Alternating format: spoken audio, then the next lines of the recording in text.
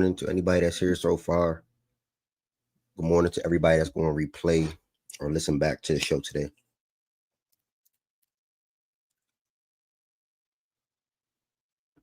It's a blessing to be here. Black, welcome, brother. It's a blessing to be here.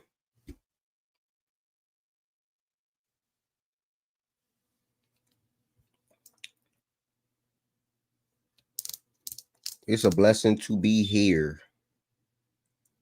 I didn't even think about the music part without having my phone. This is a bummer.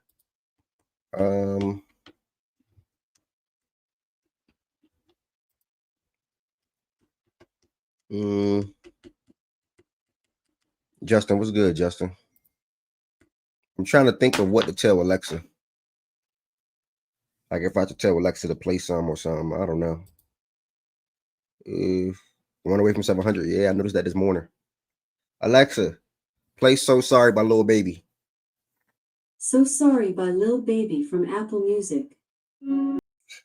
Alexa, it's the last song. Alexa, play I Promise by Lil Baby. I Promise by Lil Baby from Apple Music. Chan was good. If it can't find it, Russ Bears. Alexa, play Tweaker by. I Missed Something. Can you say it again? Leangelo. Should I say Leangelo or Jalove? Alexa, play Tweaker by Leangelo. Sorry, I'm having Alexa not gonna find that song, bro. Alexa, pause. She not gonna find that song. Leangelo. Alexa, play Leangelo Tweaker. I couldn't find that, Yeah, but here are other songs by D'Angelo and similar artists on Amazon Music. Alexa, pause.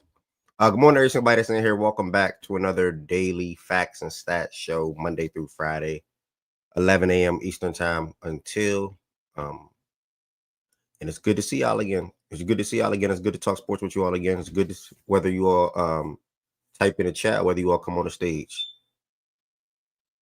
I don't care to find a song. It's called No Tweaker G3. I don't know if my Alexa's gonna find that, bro. No Tweaker G3. That's what it's called.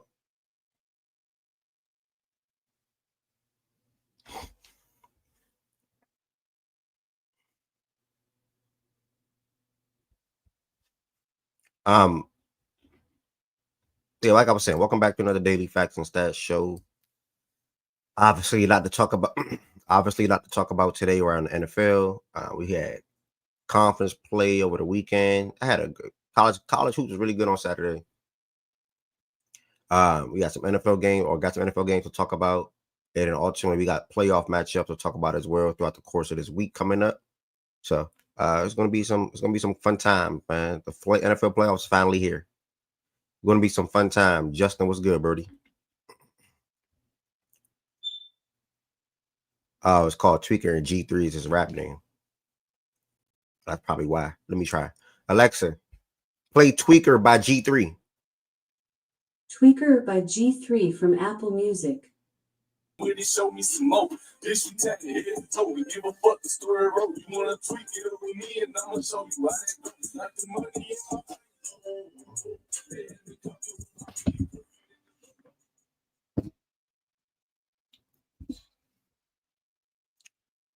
That was my first time hearing the full song. All I was hearing was I might swerve and they're gonna. Honestly, that's the best part of the song. Like he could have kept everything else, to be honest. Like he could have kept everything else. What's that? The hook? He could have just left the hook and kept everything else. No funny. Shout out to him though. I seen Justin type LeVar went 3 for 3. Okay, we'll see. The video OC. Okay. Good morning, everybody that's in here again. While you coming in here, you all make sure you all like the video. While you're in here, make sure you all like the video. Also, on top of liking the video, as you comment throughout the show today, I do read every comment for the most part. So interact with me while I'm interacting with you all. Also, if you're in here so far, make sure you all share out. Make sure you all share the live. Make sure you share the live and let people know where is a good place to come talk football this morning/afternoon. We are in the side of facts and stats for the next 2 to 4 5 hours. So thank y'all for all the support. We are one subscriber away from 700. We are one subscriber away from 700. So if you are in here right now, you're not subscribed to the platform, make sure you all subscribe to the platform. Fact and Stats is a daily sports show Monday through Friday. It's 27 people I think are here, or 28 people in here. With the video has 9 likes. Liking the video also helps the algorithm out. So go ahead and hit the thumbs up button for me, please. Go ahead and hit the thumbs up button for me, please. We'll greatly appreciate it. Friday, I think it was. Friday was insane. Friday was insane inside of Facts and Stats. We had 8 to 9 new members on Friday. 8 to 9 new members on Friday. Memberships.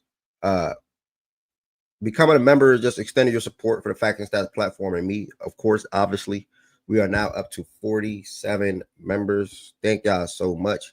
So obviously, I want to see how quick we can get to 50. If you are not a member and you're in here, go ahead and look into becoming a member. There's 3 different levels you can join as. They all have the ability to send customized emotes in the chat and other different perks as well. I made it easier for you guys to become a member. You can join straight from your phone. You can join straight from your phone. You don't have to be on a desktop. And again, there's 3 different levels you can join as, and I'll be promoting that throughout the show, pretty much every show. Also, you can send super chats and super stickers throughout the show today, or any given day, whether it's $1, whether it's $6, whether it's $7. All extended support is appreciated. So I appreciate the ones that's in here, obviously. But the members going out of their way and extending the support, I greatly appreciate that. You can check out Fact and Stats on these 3 platforms. It's at Fact and Stats _. The more important one, or the most important one, is Twitter, because the Twitter lets you know where the show is going to be at, and anything else Fact and Stats related news. And I'm pretty sure when Jimmy Butler gets traded or whoever gets traded, it'll be a Twitter space. So that's more of a reason to follow the Twitter as well. When that news drop. Playback.tv/Facts and Stats.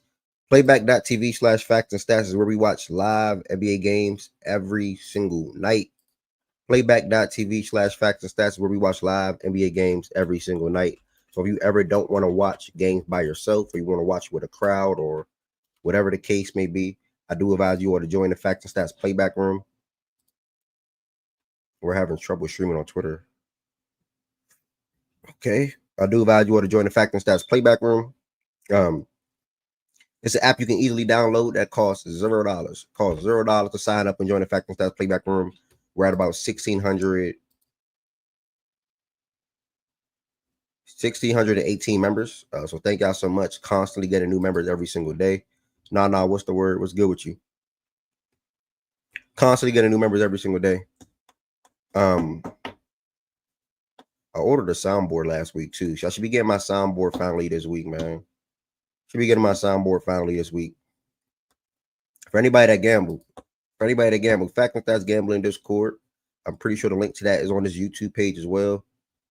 If somehow, some way you trying to join from the YouTube and it's not working, please type it in the chat and let me know, so I know I have to update that link. If it's not working, please let me know. We start the show off the same way every day, for the most part.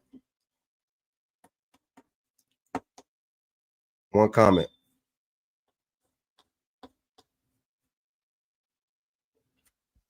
Don't have relations with people you work with. Who sold y'all parlay, man? Who sold y'all parlay? That's my nugget of the day. For anybody, that's my nugget of the day. Who sold y'all parlay this past weekend? We had college basketball, we had NBA, we had NFL, we had so many different things you can bet on. Miles, what's the word? Lawrence, what's the word? D Mitch. How D Mitch sell you, bro? Talk to me.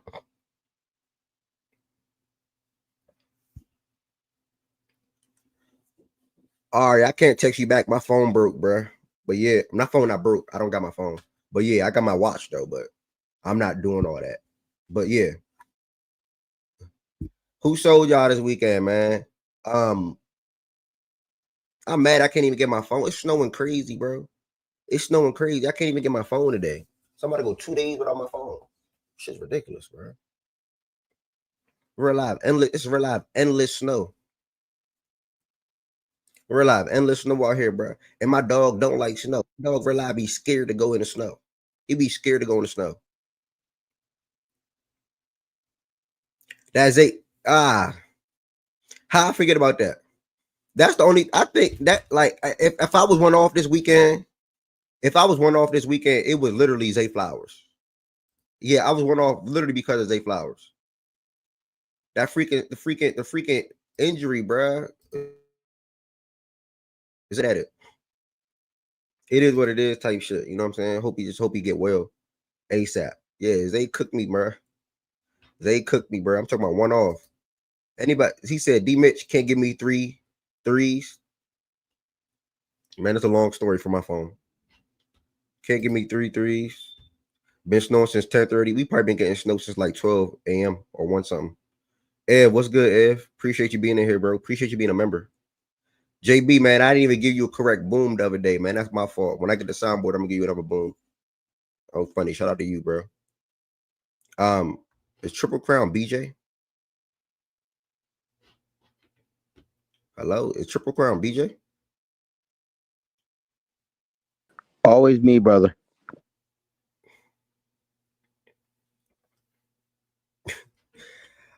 Uh, Malik Beasley banned too. All right, I'm not seeing too many in the chat, but any more others in the chat. But we're gonna start the show off with Tyreek Hill winning out of Miami. NFL coaches getting fired / openings. And then we're gonna dive into the full NFL weekend recap. Plus talk about some playoff matchups. If on stage or in chat, picking your Super Bowl matchup. And then after that, we're gonna dive into college basketball and then NBA. So that's what the show's gonna look like today. Jam-packed show today. I don't got nothing to do. It is snowing, and it's still snowing. And we got a lot of snow on the ground already, and it's still snowing. So I'll be right here. What they gonna say now, Miles? Jada, you funny, bro. I ain't even peep you at me talking about some why we can't win 9 games or whatever you said. F the Falcons, why we can't win 9 games. Shout out to Bryce Young, man. You peep Bryce try to do what Lamar did though. Bryce saw Lamar do the no-look throw. I mean, not even a no-look throw. Turning around and turning around and walking off while the ball was in the air. Bryce tried to do the same thing because he saw Lamar do it on Saturday. I respect him. Lamar paving the way for the young quarterbacks, man. All right, Tyreek Hill went out of Miami, bro. Really, this one is just people in the chat or whoever thinking of some good team that can use his services. How about that? Thinking of some team that can use Wait, Tyreek Hill's services. you gonna just jump to that and not the fact that he's bitching? Because that's what he's doing. Yeah, the whole I'm talking about everything. Yeah, everything. Oh, The whole okay. I 9. was Yeah, about the to whole say, 9. let's The not whole skip 9. the fact that he's a loser. Bro, that man, listen. And if anybody would enjoy the stage, just a pin message in the YouTube comments, by the way. Go ahead, BJ.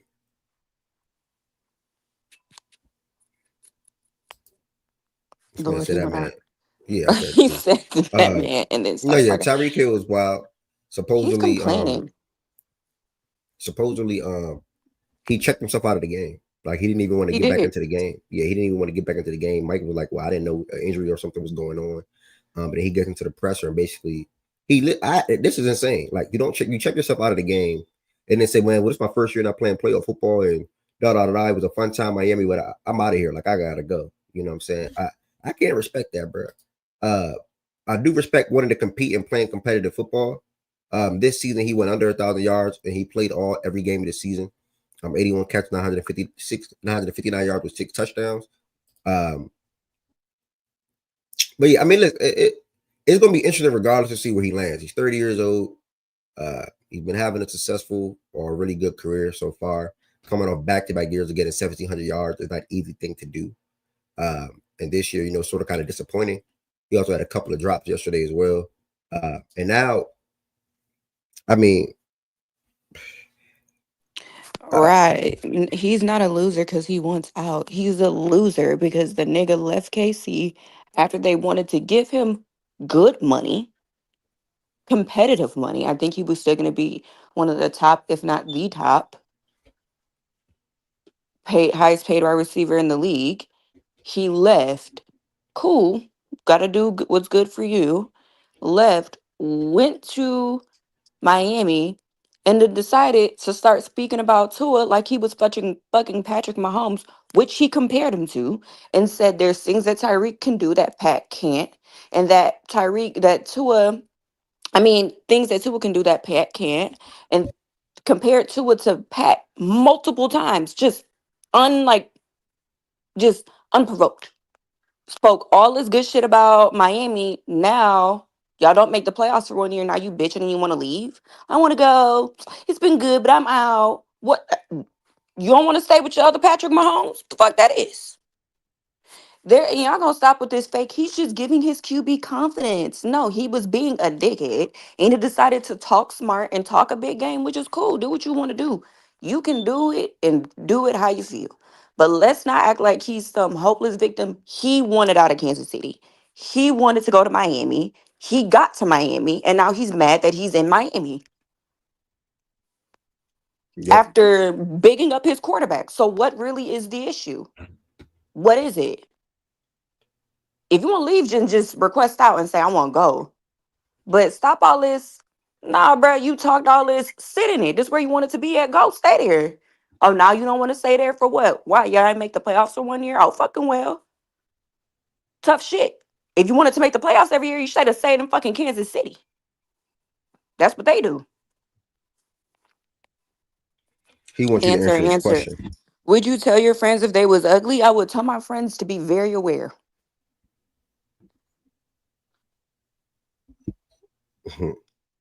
He thought he I was the would KC say, Magic.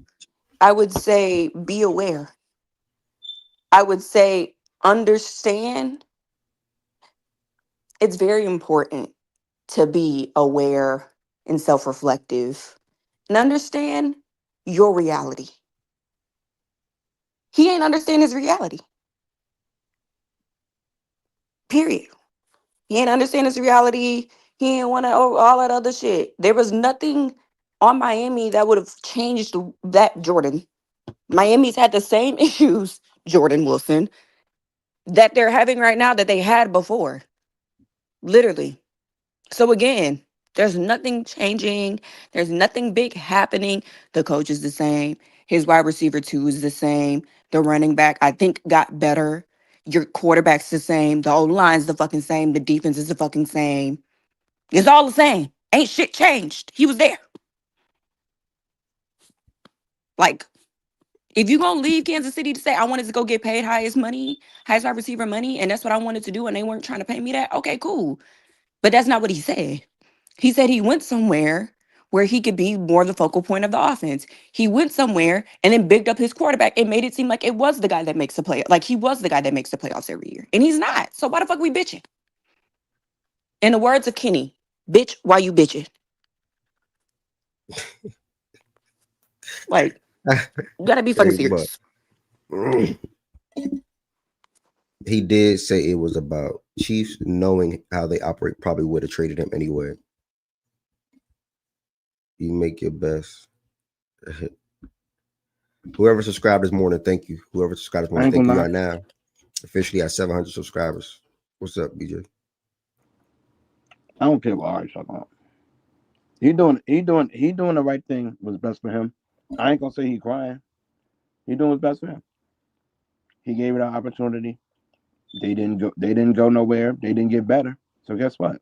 It's time for him to go somewhere where to a team where they're going. He know they're going to be better.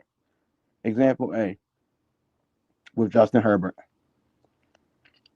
They're going to improve year by year. In about 2 years, you'll see him in a promised land.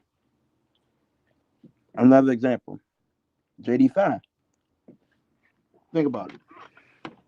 Young quarterback. But why y'all acting slow like he can't be bitching and also doing what's right for him? I never said he was doing the wrong thing. I said You he know was what I'm saying? bitching, He'll go team up which he is. with JD5. I don't know how that's going to work because they still got Terry McLaurin.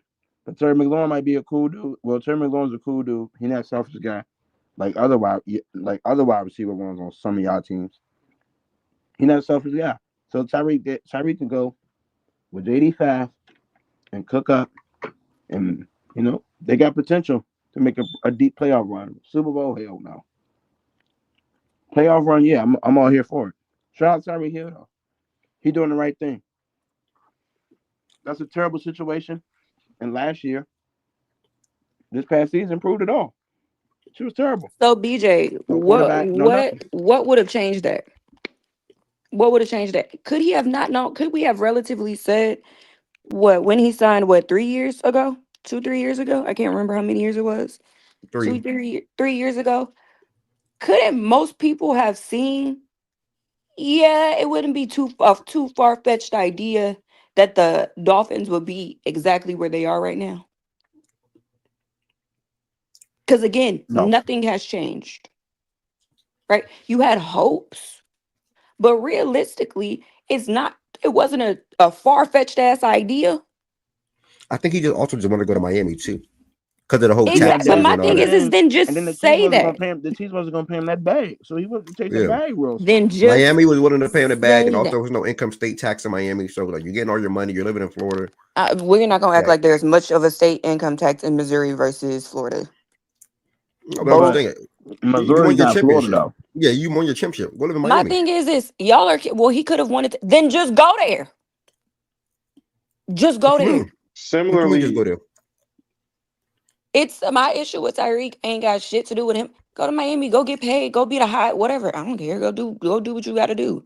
But don't make it an on the field thing. When if you were being real about what the fuck was on the field, you would know that no, that was not the best place for you to go. It wasn't. And so you made I it mean, he seem only had like it 2 options at the was. time. But you Remember, it was made it seem Miami the like it Jets. was. But you made it seem like it was. You made it seem like it was. You made it seem like it was better than your previous situation. You might have hoped it, but you made it seem like it was better than your previous situation. It wasn't, and now you're complaining when you could have stayed where the fuck you were, or went to a team where it actually would have been more realistic that they would be making the playoffs every year. yeah, he he's a bitch, bro. Like, and Oh, not because of his decision making, but because he don't stand on what his decisions are.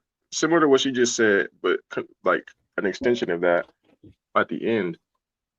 After, do you see his presser after the game last night? You see the full thing? A Uh, 2-minute clip. yeah, Yes, you see more majority of that. yeah. Yeah. He don't like. Again, he tried to lie and say he came. The coach pulled him out the game because of injury.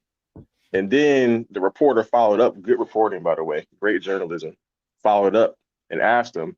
And then he had the people like, well, actually, we looked at the score and, you know, Chiefs are losing. So it's like, why go back in the game? Then they tried to ask him, well, did the coach take you out? He evaded that question. So clearly he pulled himself out of the game, but tried to lie earlier in the presser and say, you know, he, the, the coach pulled him out. And then you saw if you watch Mike McDaniel press conference, he said he was told by other coaches that Tyreek was unavailable to go back in, and then didn't get clarification why. He just don't stand on the things he says. I don't have a problem with it. You want to pull yourself in the game, pull yourself in the game, because you're protecting your bottom line. You don't think you're gonna play for the team again, whatever. You want to go there for the money, go there for the, but stand on the stuff. Don't try to piss on me and tell me it's raining. Like, just stand on what you're gonna do. Don't skirt around the reasons and motives for doing things, or just say no comment. Don't lie to my face. That's my only problem with him. Well, other things I would handle differently if I were him, but he got a habit of trying to tell me something when it's clear that that's not the truth, and it gets revealed later on. So that's really my only problem with Tyreek Hill, for real. The biggest one, I should say. Okay, I respect it. Listen, well, we probably all can agree that he's doing what's best for him in his career at this point now, though, right? yeah. I I mean, mean, sure. And the other thing too, one more thing. I don't know how. This is a bigger problem with the Dolphins. I don't know how he's the captain of the team. That's kind of crazy.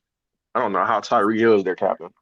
They asked him in that same presser, 'cause I watched the exchange with, well, as a captain, what do you say to the guys after this kind of season? He was shit. I don't know, bruh. Bro, That's your answer. That's your answer as the captain of the football team. Cool, bet, solid. I'm sure he was great in the locker room all year. This is probably one of my favorite comments out of what I've been reading in the chat. That's my man Cody. I didn't know he was in this joint. He finessed the situation. Good shit in my eyes. What he basically is saying is, listen, Ari saying could have stayed in Kansas City. Ari saying could have went anywhere else and got paid or whatever the case may be. If I remember, it was down to the Jets and the Dolphins. Both was willing to make him the highest paid. I think Dolphins just offer a little bit more money, probably in guarantees or whatever the case Ari may be. says that if you care about, if your issue really is the fact that you ain't making the playoffs every year, No, if that that's is a really your cover up. That's issue. a cover up. That's a bluff. Exactly. Yeah, but Again, that's why that's he a why he bitch. finessed the That's why he finessed the situation though. So you go to Miami, you become the No, highest he paid. finessed it to get there. I don't have zero problems with him leaving Kansas City, him choosing to go, whatever. He decided to make the best decision for him and his family. I mean, nigga got a lot of kids, so he needs to make a lot of fucking money. So go ahead, go where you're gonna get paid, right? My thing is if you're gonna leave, if you're leaving Kansas City, and your primary reason is because you want to be the highest paid wide receiver and they're not going to do that for you, stand on that. Let that be your reasoning the entire way through. Don't then double back now that shit isn't looking good and or the way that you want it to in Miami and you talk about, oh, well, this is my first time in my career. I haven't made the playoffs. And well, nigga, if you cared about making the fucking playoffs all that fucking time, It's a why the fuck did you cover up. leave where you was at? Bro, but He they just got a It's good a they cop yeah, got out, a which is good why I he enough called him a team. They got a bitch. good enough the team to make He's a y'all. loser. You have a good enough team I to don't make look at it y'all. that way. I look at it the other way. Bro, I think he went to Miami. He enjoyed his 3 years in Miami, and now he see that they're probably not going to be a perennial or But a my year to thing year is, playoff Ev, bro, team. And the if you just year they respect say hold somebody, on, hold that on, y'all then. not letting but me you, talk. Y'all not yeah, letting me talk. He he realized now that they're probably not going to make it any on a year to year basis, and he's 30 years old. He already don't want to play till he's 34, 35. He made comments like about this a couple of years ago.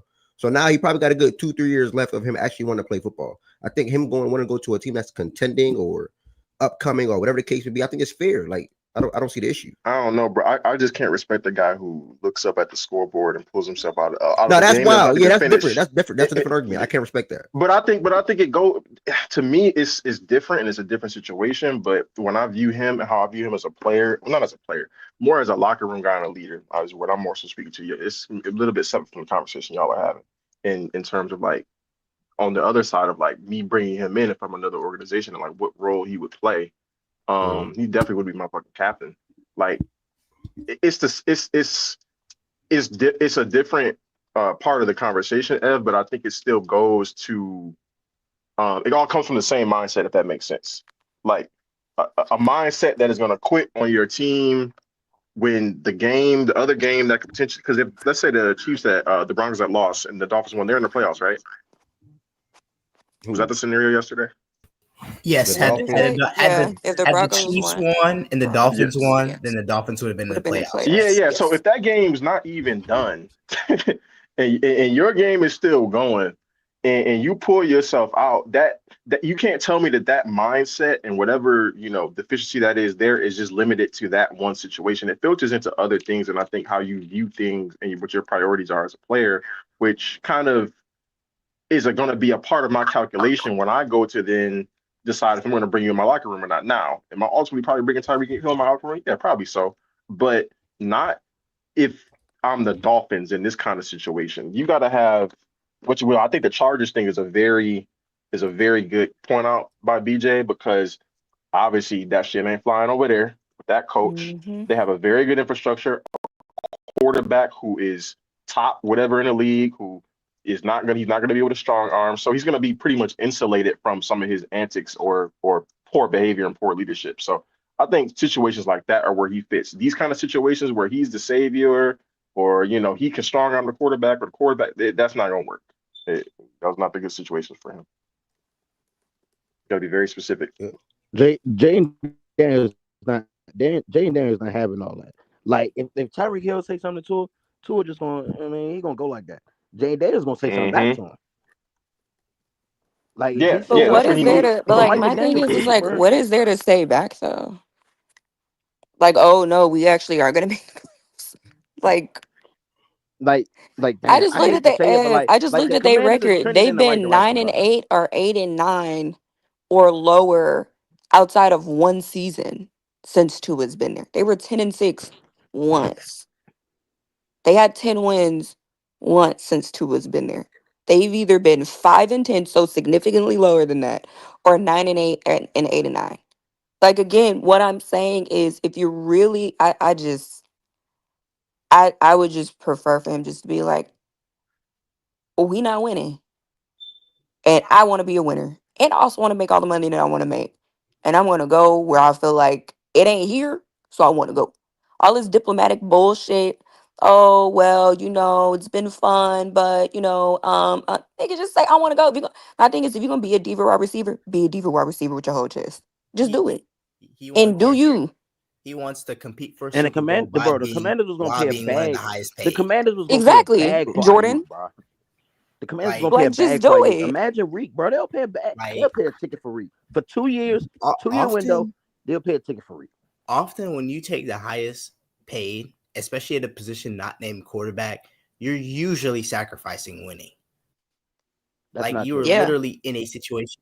No, That's usually. I'm not saying all the actually time, not but true. usually, like you literally sacrifice a situation in which you were competing for Super Bowls year in and year out Not true. because you I wanted to don't be the like the highest paid. Commanders name. Which, by the I way, don't is want him nothing there. wrong with There, that. seeing Jettas there. I don't want him there though. But I think the Chargers would be actually the but at best the end of the situation for him. day, he kind of signed up for this. He So, did, like, and now I he mean, bitching. I mean, sure, he's doing the best thing, quote unquote. Yeah, I mean, it's just there's a way to go about things, but like Jordan Wood said, like making a superstar wide receiver like your captain is actually insane. Well, I think Well, I you can think do most of it. them are. That's Isn't not great, isn't CD bro. That's one? not insane, CD's dude. one, I think. Jetta's one, I think. There's a I lot think you of can do it. Some guys top It's actually top. just have not him. voices. It's just him. Jordan. It's It's not just him him. though. I agree It's with you on him. that. It's not Tyreek Hill him for don't have sure. a voice. Nobody's listening to him. That's what you said. You said Like what? you think, bro? Like no, I'm like all trolls aside, bro. If Tyreek Hill walks into a room and try to prep talk a nigga, like bro, you're not listening. You're not hearing That's that. what I'm saying. Like, You're not hearing that. Like You you're not thinking hearing he's that. just a captain for show, Like you're not BG? hearing that. and your captain can't be the guy who's going to be the first guy to like crack at the side of adversity. Like you know what I'm saying? Yeah, Yeah, That's no. That's I not. agree with That's you not on fair, that. in my opinion. That's kind of crazy. I guess my question is though, who in that Dolphins locker room is like, and that's who are the their and leaders? that's the problem. That is a problem. I'm sure there's a couple of defensive guys who are Well, there's probably vets, like some O line guys, and but again, there's probably goes to that saying where some people believe like to be a captain, you got to be a certain level of player on the field, which I Not kind of subscribe necessarily. to, but I don't think you have to be the best player on the team. I don't think you can be a fucking scrub backup. No, I But don't Right. think you have to be. You just got to yeah, be somebody that the team will believe in, bro. Like, yeah, and in fact, I don't know. Let me just say the Ravens, right? Let me say Roquan Smith. If Roquan Smith walk into the locker room and start yep, yelling that's the number. and That's the name telling I had. and Mhm. trying to put people in their place, people gonna listen, bro. Like you're gonna listen to that. Versus if Mhm. Tyreek Hill doing that, bro, you're just gonna look at him. Is that And you're Ramsey, gonna Ryan? go about Campbell. your Yeah, that's Campbell is right. the first. Campbell is the first name that came to mind when I think about. Calais, yeah, Yeah, that's the good first guy. for the Dolphins. Yeah. Mhm. Jalen cool too, but Calais was I the first forgot name they that came to Oh, I mind. forgot they I got forgot they Jalen had Ramsey. Ramsey. Ramsey, Jalen, yeah, Ramsey Jalen a another one. leader though. People will Yeah, listen to Yeah, him. I'm cool with that people will too. Let me listen. see. Yeah, people listen to Ramsey. Dolphins captains. I'm trying to see what their captains are for this year. Jordan Phillips got hurt. Um, Zach Seiler and David Long Jr. are the other OG, yeah, two. that's the OGs in the locker room. OGs in the locker room. Yeah, so the fact Oh that no, and Tyreek there's some, and it's Tua, Alec Ingold, Teron Armstead. I mean, he's an all pro. You kind of have to have him. T Though you Stead. always I'm hurt. not listening to Tua. T Stead, okay. Ingle, okay. Even though he's a I'm fullback, okay. listening to Tua. Crazy. I'm not listening to Tua. yeah, they not top to bottom. They just not. They have no toughness. Like they're not built But with as any kind of. representative of their coach, my thing is like also we're looking You at like a sure? locker room. What am I You sure said that it. it's? You said it has nothing to do with their coach. No, I said it's representative of their coach. Oh, yeah, no, it is. Yeah, Oh yeah. yeah, like Yeah. their coach is not a leader. Their coach is not Yeah. No, a he's leader not. either. I'm They not remind me listening of. to a Mike McDaniel prep talk. Like I'm not I'm listening not to either. That nigga look. I was about to say something boom, right? so out of Okay, pocket. boom. Oh my lord. Dan Quinn, right? Dan Quinn and Frankie Louvu. If you watch Frankie Louvu in the locker room, guys be listening. You know what I'm saying? Guys will rock with Frankie Louvu even on the sideline. Guys will rock with Frankie Louvu. Nothing about them is aggressive, bro. On the Yeah. field, off the field, they just. Yeah. Nothing about them seems stable. Like a calling card, like something that they can call, not just on the field. Like there's teams that are even if they're bad, you can be like, oh, but they still whatever, right? There's something that makes you feel like there's a bright spot, and I just don't know. I don't know what it is. It just everything seems so the way that the wind blows. Like if they're good, then they're great and everything's lovely and they're, this one big happy family. And if it's bad, then like fuck y'all. They feel so anti-football. I'm not gonna lie. Like in terms of the fundamentals in which football is just played in terms of toughness and like you know the Dolphins just feel like the opposite of that. Like finesse. We're gonna. I don't know that. I don't know how to describe it, but like, yeah, Where would you want to see him go, Jordan? You said what? Where would you want to see him go? Tyreek? Yeah. That's a good question. Who all like what's even the teams that could trade for him? The teams that got open money, Or I guess like so Yeah. like the the Raiders. Chargers. I mean, okay, so the So Chargers. the Commanders, they have money. Okay. The Jets Chargers. actually do have money, but he's not getting traded in division. The Chargers, The Chargers would be a good um, spot. I feel like the Chargers would be. I mean, I guess any. And another thing, the Chargers got a head coach that's not going to put up no bullshit. no, he's not. He cussed Tyreek ass out. So essentially, any star wide receiver, essentially that. I mean, I guess the Chargers is probably the The top. Chargers would probably be the best. The Chargers probably where he wants to go because he clearly wants to win and he wants to play with like I don't want to say necessarily a young quarterback, but a good quarterback. So and he would still in terms of targets, he'd still be probably. I mean, he'd have to share the ball still because they love Lad, and I don't think they should ever go away. I don't think they should like go away from Lad. But obviously, prioritize Tyreek. But I definitely think like in what they want, what they should be doing in terms of like airing out the ball more and stuff like that. Well, not more, but like being more successful. Quentin Johnson is no longer your two; he becomes your three. Right, You know, which is a which lot. then just it helps a lot, and y'all have a pretty good. They have a pretty good running game. We'll see if it can translate into next year. But they have a pretty good running game. Obviously, Herbert is Herbert. To me, that would probably be the best fit for him in terms of his what he wants to do. And I also think just like he needs somebody that'll keep him in line in a sense. Not be a hard ass and be on his ass 24/7, but somebody that'll be like, we gonna do this shit with or without you.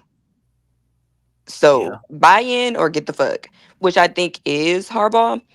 Um Another place that he actually would be good, but I just don't think they would do it. And I don't think because it's not their brand of doing things. The Ravens, No. Baltimore.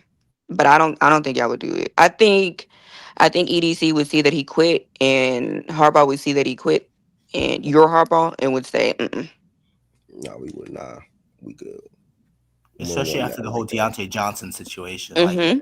yeah, like I'm trying to think if there's any other team in the NFC. Commanders fans, I don't even know what y'all thinking about star receivers, bro. Fix the defense. Like, Commanders. Is there another team in the NFC that could use him? I mean, If Cup retires, I guess you could say the Rams.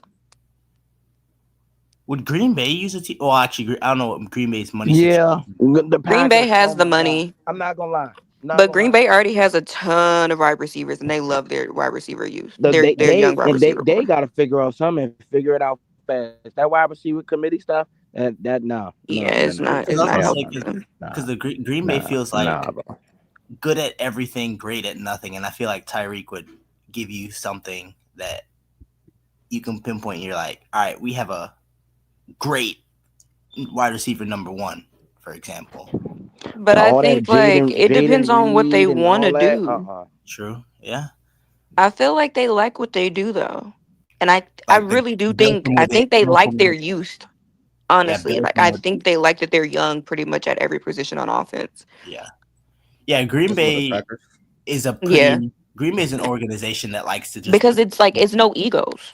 Like nobody think about it. Nobody on that offense really has, and if they have one, they ain't got no reason to have one. So don't nobody take it seriously. Like it's an egoless offense, which is Yeah. why they can have the million wide receivers that they have, and each of them go off individually, but like it's not like a consistent thing because you don't have an ego. Tyreek will not thrive in that kind of system. You're going to have to make it a point to get him the ball, which is fine. It's not bad. He's a really good wide receiver, but at the end of the day, I don't think that's necessarily what they want to do in Green Bay. And so I don't think they do it. Yeah, I was gonna say, yeah. Green Bay values the homegrown talent and just being like, just building everything from it within. Which I mean, because when's the last time Green Bay's gotten a marquee free agent? Now that I think about it, like offensively, anyway. Josh Jacobs. Sure, Josh Jacobs. That's it. Okay. Yeah, that's really good. But all right, that's enough for Tyreek Hill. Something to monitor, obviously, within the next coming month with the NFL draft and free agency. Going to be here right before we know it. Next on the docket, I don't know them all, but I know some defensive coordinators or head coaches got fired. So we want to dive into some of the firing that took place in the last 24 to 48 hours. And then after that, we're going to work our way to what went on in the NFL this past weekend and looking at a potential playoff matchups. So I know the Bengals fired a defensive coordinator. I know Gerard Mayo got fired. I know the Jaguars I fired. know them all. Yeah. You know them all. Go ahead. Yeah, so the teams that need head coaches are the Saints, the Jets, the Jags, the Bears, and the Patriots. And as we know, the Bengals just fired Lou Anarumo, their defensive coordinator. Cleveland also fired their offensive coordinator, Ken Dorsey, and their O-line coach. And I want to say those are all of the major I was supposed to ones. say, the Bengals fired their entire defensive staff, right? For the most part, I think. Yeah, and their O-line coach. My goodness. Yeah. Which I think that Bengals one is an overcorrection. But yeah, Yeah, I don't think Lou should have went. So Zach Taylor's still going to be there next year? I would assume so. I don't understand why you would just fire the DC and not the head coach if you're going to eventually fire the head coach. Like why you don't Yeah. fire them at the same time, if that makes sense. So you can just get a whole new, search Facts. starting. We do know that there's going to be things to wait for on the West Coast just because it's still early as fuck in Las Vegas right now. So I think the one that people are still waiting on right now is Antonio Pierce. Mm. It is still early over there. So that decision has not been made yet. But yeah, there's a lot open. I personally think the Patriots and the Bears are the best. Rex Ryan claims he's going to get the Jets coaching job, so that's something to monitor. He's been wanting that. Also, Ev, you want me to send you the thing with the head coaching firing so you can just have it all in front of you? Yeah, I'll put it on the screen. Okay. You got DM it Want me to to- fact on Twitter. Okay, I was about to say, how do you want me to do it? Okay, one Deshaun second. Watson had a setback. Yeah, I peeped that John though. He ain't playing next year. Ben Johnson said that he's not interviewing for the Jets job. Damn. He's like actively turning down. Oh, another thing. This isn't a firing though, Ev, but the Giants are keeping Brian Daboll and their GM Joe Shane. Yeah, I peeped that. Pat's putting a request to interview For Ben them, Johnson. outside of the Saquon, outside of the Saquon move, they John like they been all right. I ain't mad at the Giants front office. Outside that Saquon move, they drafted. They've been drafting pretty solid. They got some solid young guys over there. You think so? Yeah, A lot of people are mad they paid Daniel Jones. I think that's the other. that aspect part. of it. That Yeah. part too. But I'm surprised the Jags didn't fire their general manager, Balky. I know. Balky. Bro, I know that's him who and should have really been gone. That's Yeah, so- really should have been. I know gone. him and Connor close. So I Yeah, I was I gonna didn't say really expect it. Khan basically wanted to keep him. I did Like did he, see like, that. like He did the same thing with Jay York. He got some stuff over these owners. I was just about to say that he did the same shit in San Fran. I was about to Like- bring it up. The way And he's it's- turned that organization to filth and mediocrity with Trevor Lawrence as their quarterback is just embarrassing. So They and didn't they have a problem getting a head coach last cycle because Balky was because still of there? him. Yeah. Mhm. Hmm. This is what I wanted to say. I was and I'll send it to you if you want to post it. But one of the just NFL reporters had kind of like summed up Trent Baalke's term in Jacksonville He's been there for 4 years. He's made 48 draft picks. 6 of his 48 draft picks were first rounders. 2 were number one overall picks, and he gave out $400 million in guaranteed money this offseason. His total record, the Jags' total record with him as a GM is 25-43. 25-43. Yeah. My goodness. I mean, yeah. I mean, I got it all on the screen now. As far as the coaches changing, man, I don't even know what to say. I think Mike is still super linked to the Patriots, right? Variable, yeah, they Yeah. keep saying that he's gonna be like the guy. Unfortunately, that is the I case. listened to their post game show, I guess studio show yesterday. I listened to that whole thing last with the Patriots thing, just because I was like curious on. And they think Vrabel kind of was going to the Jets job. It's like interviewed for it as a way to kind of like put some urgency behind the Patriots to like, hey, you better move quick, or I could end up here in New York type thing. So they seem to also think, and then some of the insiders also think that was they have their eyes squarely on Vrabel. That's what they think, at least. And that was for the Jets. No, that was for the Patriots. He was just using the Patriots. Jets as like, hey, yeah. I'm look at me. I'm going over here. You better get rid of your guy. So, because you wait a day or two and it could be too late. And this should move quick. Yeah, 1,000%. Yeah, I mean, I don't really got much to add on as far as the coaches and the firings. I really just can't wait to see everything playing out. Already just looking forward to the game this past weekend. Not this past weekend, but this upcoming weekend. Because this is what really matters the most. NFL playoffs. That's what people train so hard in the offseason for. It's what fans of teams wait for. January with the NFL playoffs, college football playoffs, etc. So we're gonna dive into every single game this past weekend, and then we're gonna look at the playoff matchups as well. And continue to work our way on down. If you are here, guys, do not forget to like the video. This video said at 18 likes and was 44 people at this current moment inside of Facts and Stats on YouTube right now. So that like count could probably get to 25 to 30 real quick. 25 to 30 real quick. And we can circle back on coaches, firings, openings, etc. Excuse me, in a second. Establish when I want to be a Cowboys fan, but it is what it is. Starting on Saturday, Z Farm and my team played again. I knew we were going to cover the spread again. The Browns they're blessed to get the second pick in the draft, so we obviously have to figure out what they're going to do. Are they going to go quarterback? Are they going to move? What are they going to do? They also were before we get in the second pick. I seen a report last week that they're going to be looking at Kirk Cousins to be their quarterback for next season if he's available. So I don't know. We'll see. They have a different thing. They have a lot of different things that they can do or whatever direction they want to go and trade back. Take Travis Hunter, take Shador, take Cam. Because I think the Titans like Cam more than like Shador if they go quarterback or if they stay there. So, what do you think of Cam Ward, F? Or those two quarterbacks? Are you like? Do you think they're actually like franchise, caliber quarterbacks, or do you think this is a product of the class? Product of class. So I don't think either one of those guys are going to go to a franchise and drastically change the franchise. You know what I'm saying? Like I think they can be NFL quarterbacks, but it's how good can they be? And the quarterback job on the team for the most part is to raise the offense, raise the culture, raise the environment. Now I think both of those guys can do some of those things, but when it comes down to the actual quarterback play and leading your team, you know what I'm saying? I don't know, bro. Both can throw the football good to me, if you ask me. I think both can throw the football good.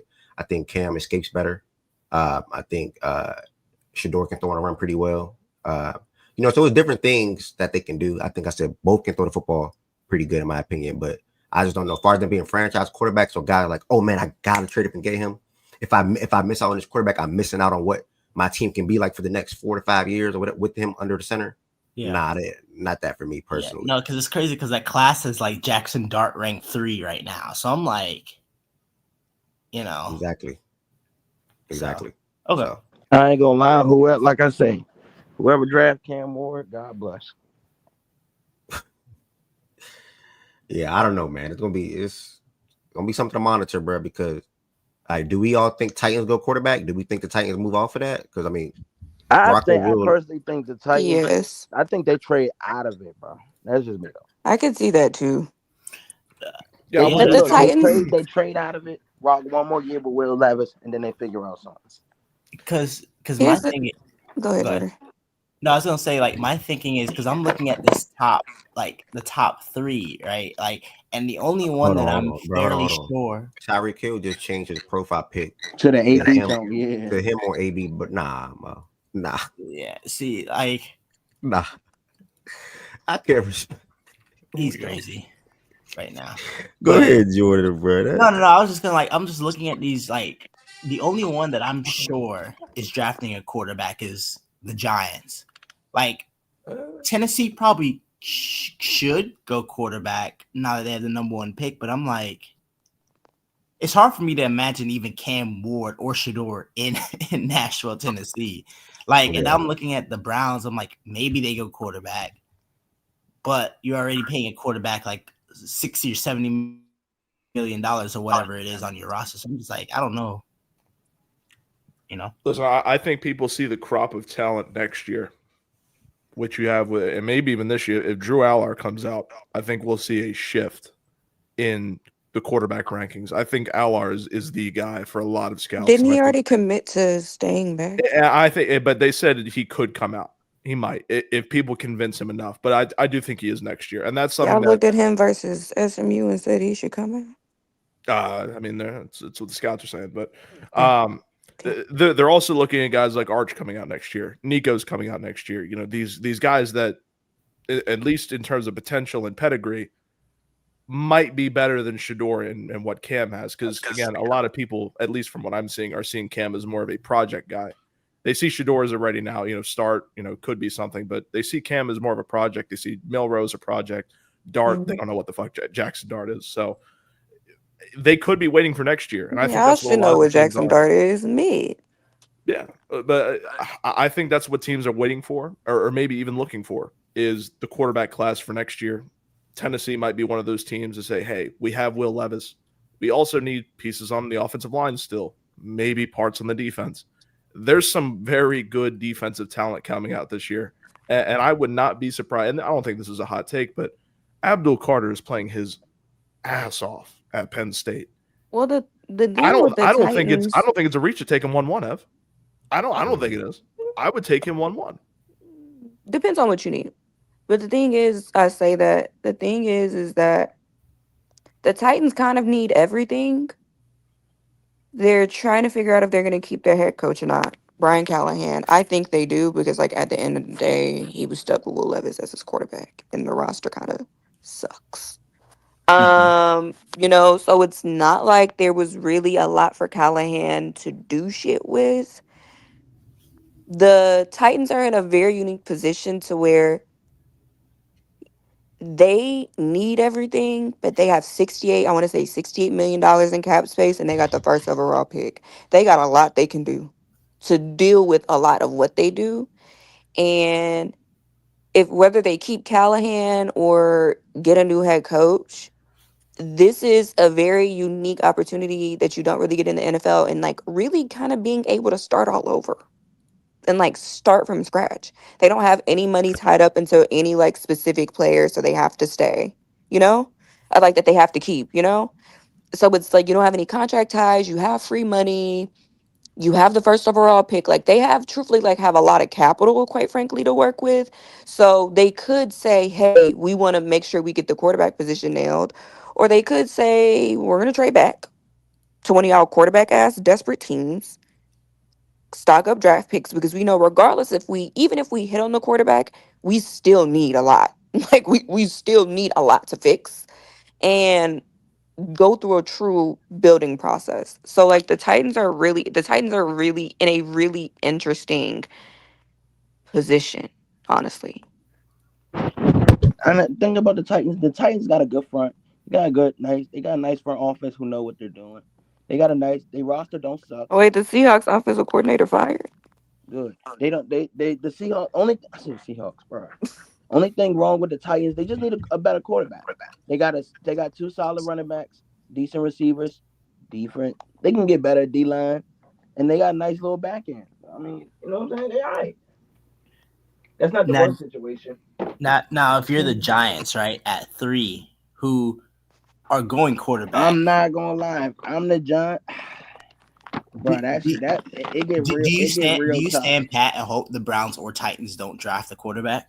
The It Browns get aren't real drafting a The tough for Browns aren't me. going to quarterback. draft a I quarterback. They're don't not think I drafting a don't think quarterback. it's Depends around. on your No. depends on your conviction around your guy. I mean, this Yeah. is why you get paid as a Yeah. GM. If you think you have a franchise guy, you get him.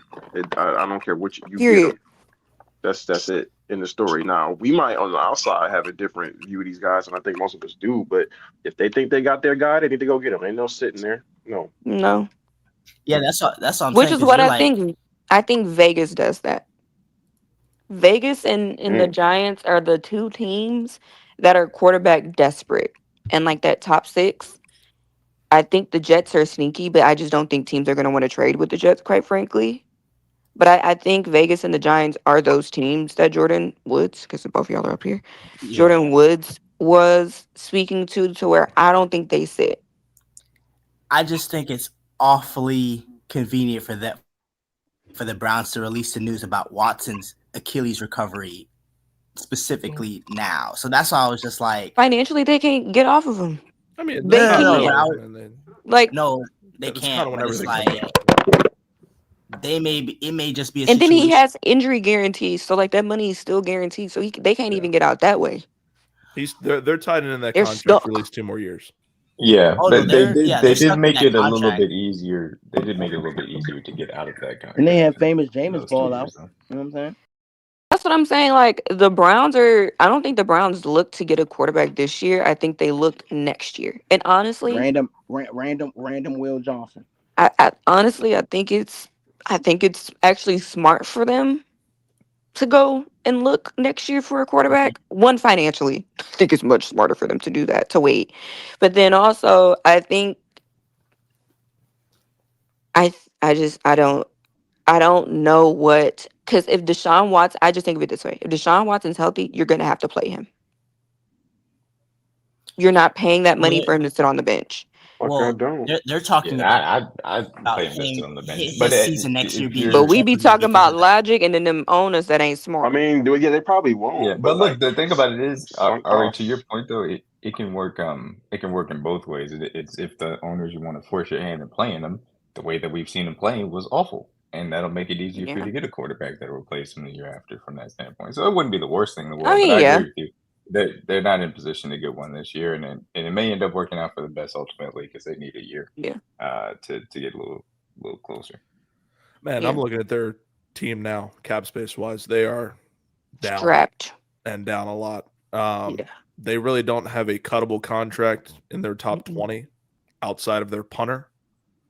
If they Um, trade Miles Garrett, yeah, that's the then they're only taking way a I can see it. quarterback. And I'm gonna say it that way. If they trade Miles Garrett, they're taking a quarterback. Yeah, it's the only way I see them creating cap space I- is they either trade Garrett or they He's not gonna want to find be a there that team to much take longer, Denzel bro. Ward's contract. to He's So that's not, the and thing. you So can he see it made in his this. I press conferences. Miles Yeah, ain't I gonna he go give for it made a that the year. shit statement for that 4 He years. said it in his he most made I recent give it the a press. he year, made the or statement. depending on how I go up to the trade deadline. I He made the statement that he would did about, they have to figure out how to win at some point in the near future. And so I don't know what his patience level is. I don't know. But I don't think that them trading him makes it any more likely to get a quarterback, though. I think that what they would trade Myles Garrett for is ammo to trade up if necessary in the 2026 draft to get their quarterback. mm, I mean, they're I, going to need it. I honestly you Well, probably D-Mac also said it and not expecting him to trade him this year. That was more like Yeah, it was next year. then next year. Yeah. if you're Vegas, then maybe you entertain trying to go up to 2 Go by to 2 trading instead of 1. by trading with Cleveland. Because Yeah, we'll like be the there. Titans are gonna want. I mean, you would expect Cleveland to want a haul for that 2 pick, right? But the Titans are gonna want way more because they need way more. So like the Titans walking out with like a million draft picks would be great for them because they have so many positions that they need to address. That would allow them to build depth. So theoretically, it's the number 1 overall. Theoretically, they're gonna want more from you than Cleveland necessarily would. It would also wouldn't be as Mhm. far as a drop for Cleveland as it would be for the Titans, obviously, to go from 2 to 6 then 1 to 6. You know, Right. Cleveland. You know, especially for what we're thinking Cleveland needs. Whatever Cleveland probably needs will most likely be there at 6. For the Right. Titans, if you are going quarterback, you stay where the fuck you're at. Right. Or just commit to not taking a quarterback this year. Then either take a quarterback or trade back and take other people. Yeah. Great win yesterday, by the way, Jordan. Great win. Oh my god! Don't. Proud of the guys, Look. bro. Look, them dudes put Mike White in, bro. Like, And it's like, are love you say guys trolling me going right out now, there bro? intentionally trying What to I lose. need won't be there at 8. I need to move. To move. What do you need, Jada? Oh, Vegas. I don't Wait, know what. I wait, don't know. who's I it ain't right gonna now? lie. Vegas Jada need everything or the but a Panther? quarterback. Hold on. The Panthers, but I'm sure no. She has a specific player, and I'm trying to figure out whom. It must be better. They got to replace Xavier Leggett too. I know she Ain't want there playing Carter. their defense. I know she want Carter or Will Johnson. Who, the Carter Panthers? or Will Johnson? Oh yeah, you. Oh, Jada, we gonna jump in front of y'all. Carter, you better trade up to 1-1 here's the thing or with the 1-2. here's the thing Yeah. with the Panthers though is because you saw good things from Bryce, you can either Yes. completely put all of your choice in or your assets into making sure you have the infrastructure around Bryce moving forward, draft some interior offensive lineman, take a wide receiver high, et cetera, or you can try and build out the rest of the team. I think if they're going to add somebody, it would be I think you add a defensive lineman. They need defensive line help badly. Yeah. They don't have anything as far as the pass rush. Which is why she wants Carter. Yeah, so trade him. Yeah, Abdul Carter makes a lot of sense for it, but especially Abdul. if you can pair him with Brown on the inside. But Yeah. I also understand if they want to go offense because they got to figure out if Bryce is going to be the guy. And while he played well, you still got to So see you get him make T-Mac? progress. They Yeah, I mean, sure, he go throwing the ahead, ball to T-Mac. I Jalen. mean, I Take don't him. know. I wouldn't be if I'm Yeah, Jada, those would be the 3 players that I'm looking at. Will Xavier Johnson, Leggett. Carter, or T-Mac. Tommy Personally. Tremble. Who was Bryce's primary target at Bama? Oh my gosh, there Was was it a lot of Leggett? them, wasn't it? No. Leggett No, was in Thielen. South Carolina. He's gone. Was it oh my gosh, what's his name? Well, this year. Was it JMO? Just in general. I think Was it JMO was one JMO? of them. Oh, I JMO's one thought of this. them. Oh, I thought you. I was talking about this year. Oh, Oh, you talking about just No, in he's talking about general. at Bama. Alabama, dude. At Bama. oh, at Alabama. Oh, okay. Or was it I- Mechie? Yeah, it was No, it was J-Mo. It was Well, J-Mo. Mechie I think it was and JMO JMO and were Mechie, there. wasn't Yeah, and he Yeah, had Gibbs. It was J-Mo and Mechie his first year. His second year. So what was his time in the year was 21. I'm just gonna go because I'm interested because I'm trying to picture Jameson Williams and Mechie were the guys. They both went over 1,000 this Heisman year. I'm Let me trying to see. figure out what is the way to best emphasize him. I think that because Okay, you have so Leggett, it was JMO Prentice, Tyler Harrell, and Jermaine Burton. Oh, Burton. Yeah. that was his last year, right? Yeah. I'm trying to 2022. find Yeah. the others. Yeah, 2021 it was JMO and Mechie. I think that if you're going to best maximize his skill set because you already have Leggett, I would probably take Luther over T-Mac. I think because he can get open quickly within that structure. I don't know how much you want Bryce hanging in there to throw contested catches to T-Mac all the time, and Yeah. especially over the middle of the field from that standpoint. So I think Luther would be the best option if you're going to go wide receiver. I can see that for fit, like to best. Yeah, for fit. Like for you fit were saying, purposes. to best. What you call it? Yeah. Him. Yeah, that. All right. Game 1 on Saturday. We had the Ravens versus the Browns. Ravens got the win 35-10. Obviously Derrick Henry dominated in this one. We also got to see Mark Andrews and I believe Rashad also get into the end zone. And really when we went against DTR and Bailey Zappi. That's not discrediting how our defense been performing since the switch that we made, but take what you want from it. I'm not really taking much from that game. Shout out to Dave Wiggins. He had his first pick 6 of his career. Did not allow a touchdown this whole entire season as well. Looked like he was a stellar or will be is going to be a stellar corner for us in Baltimore for years to come.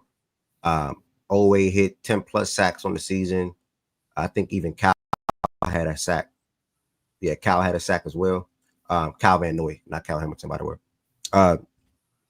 It's a regular Ravens game, bro. Ms. Gina, you made the stage. Ms. Gina, do you got anything to say about this Ravens game or this Ravens team this season, heading into the postseason? Hey, good afternoon. Can y'all hear me? Yeah, good afternoon. We can. Oh, okay, cool. It's not going through my Bluetooth for some odd reason, but what's up? I'm so What's glad I going on, man? finally made it here. I'm with you. Like, we were playing backup, so come on. So they definitely were playing around in this game, and they just weren't even really trying. But I still do like what the defense did. The defense has been consistent over these last since week 11, week 12 or whatever. They've been consistent with turning that corner and playing the way that they should have been playing all year. So definitely happy about that heading into this postseason. And the offense, they're going to do what they do, but they were obviously playing with their food. And we were playing a bunch of backups. So I'm with you. Nothing really to take from that game, except I saw dumb stuff that we had not seen for several weeks. For instance, from Coach, had that dumb look on his face, not knowing how to manage timeouts. But I'm assuming he had not been doing that for several games. So I'm assuming that they all just had somewhat of a lackadaisical attitude about this game, I guess. But yeah, I'm just looking forward to the postseason. This first postseason and going on a run, but not too much to say specifically about this game. Yeah. Z-Farm, you got anything? I'm right with you. I mean, yeah, they on defense, shout out to our edge rushing group again. Kyle Van Noy, 12 and a half sacks. I believe that's a career high for him. He also got paid for that 12 and a half sacks. I think a nice little $250K bonus check will be hitting his name eventually. So shout out to him. And Adafe Oweh, first time in his career, 10 sacks in year 4. Huge leap that he took from last year, 5 sacks, doubling last year's total. So shout out to him, a guy that I've been basically agendaing for the last couple of years. So shout out to Oweh. But yeah, the one thing that I can say kind of negative about this, and it's not really negative, but it's kind of hoping they change. The Brandon Stevens stuff, man, he's got to get off the field. The way that the Browns realized, hey, this guy can't guard anything, just throw at him. And they drove down the field and they scored the only touchdown on him, just throwing at Brandon Stevens. Yeah. That's a problem. So hopefully they adjust it to where we see someone like Marlon Humphrey, someone like Nate Wiggins, and I'd even take Tre'Davious White out there at this point, somewhere in the slot. That's what I think we should be doing going forward into the postseason.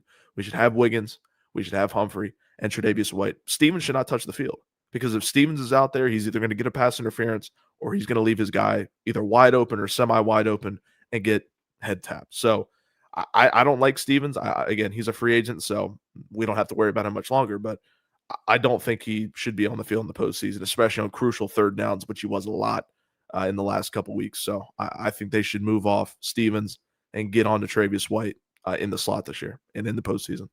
But the offense played great. Slot? God bless America. Yeah, it's bad over here. But offense played okay. Lamar, 50% completion percentage, but he still had a good game. Henry did what he had to do. That's how you win games, with Lamar not playing to a good level. He played okay, but that's how you play. That's how you win with Derrick Henry. 2 touchdowns, 138 yards. And Rashad Bateman. Dan, we won the war, Ev. We won the fucking 750 yards, 9 touchdowns, man. God, get my man Rashad Bateman the ball, bro. Man. For real. Said we won the wars. Lamar MVP. Yeah, for real. People had so much to say about, and I knew this was going to happen. They had so much to say in the offseason. Well, why would they extend him? Bro, I knew what we got him for was going to pay off in the long run, particularly Rashad. We gave Rashad like $315, if I'm not mistaken, something like that. Oh God, that's Rashad Bateman shit. I knew it was going to pay off. And like looking back at the season he just had now, like what can they say now? Like what can they say? We're processing Shaggy at, bro. What can they He's say? filled his role perfectly. Okay. I'm no longer looking at the Wes. first round pick value. That's gone. That's passed. I'm looking at the $5 million wide receiver. Isn't that what Exactly. Wes says about Russ? He's the $4 million Okay. point guard. That's I the $5 million can't. wide receiver. I can't wait until this Why did Wes get offseason, a shot? child. Come on, Hey, man. Why did so Wes Rashad, get and guess what? I Hey, can't that's a wait good until point. this offseason. Zay That's a good Flowers, No, Zay point, Flowers Chris. might not No, play this weekend. So you know what time it is? Bateman. Rashad Bateman I, time. I like That's a Bateman good coming point. out of Minnesota. I don't think he's returned the first round value, but certainly for what you guys signed him for, he's outproduced that, and he's been a legitimate wide receiver too for you guys. So shout out to Bateman, have a good season. Yes, sir. Better than Chiefs wide receiver too, right? oh, God. Yes, No, sir. he's not close to the Chiefs wide receiver too. But also, I got to shout out my guy Mark Andrews, man. I hounded on him early in the year. You know, I wasn't a believer. I don't know why. I literally don't know why. I saw A likely lot of doing his them thing. did, and- Miss Gina. They said that Mark needed to retire. Oh, I didn't Like, say all I that. I just said he couldn't. should My try a brain. little I bit. said Hey, they, not you. Mark after They, not last you. year. I tell you that much. I But a said lot of likely people might be definitely did transitioning. say he needed to retire. But I was not 10 on that train. touchdowns on the year or 11 actually. For what he did last year, and you know the fibia tibia injury he had, is also an insane number to have. So, this team is rolling, and they flipped the script from last year. And I told Ev this last night on why I'm confident in this team going forward. Last year they were the elite defense, the historic defense, Triple Crown defense last year. This year they're the historic offense. They've broken so many records on offense. You can't count them on two fingers or two hands. Like I miswrote it, but you know what I'm saying.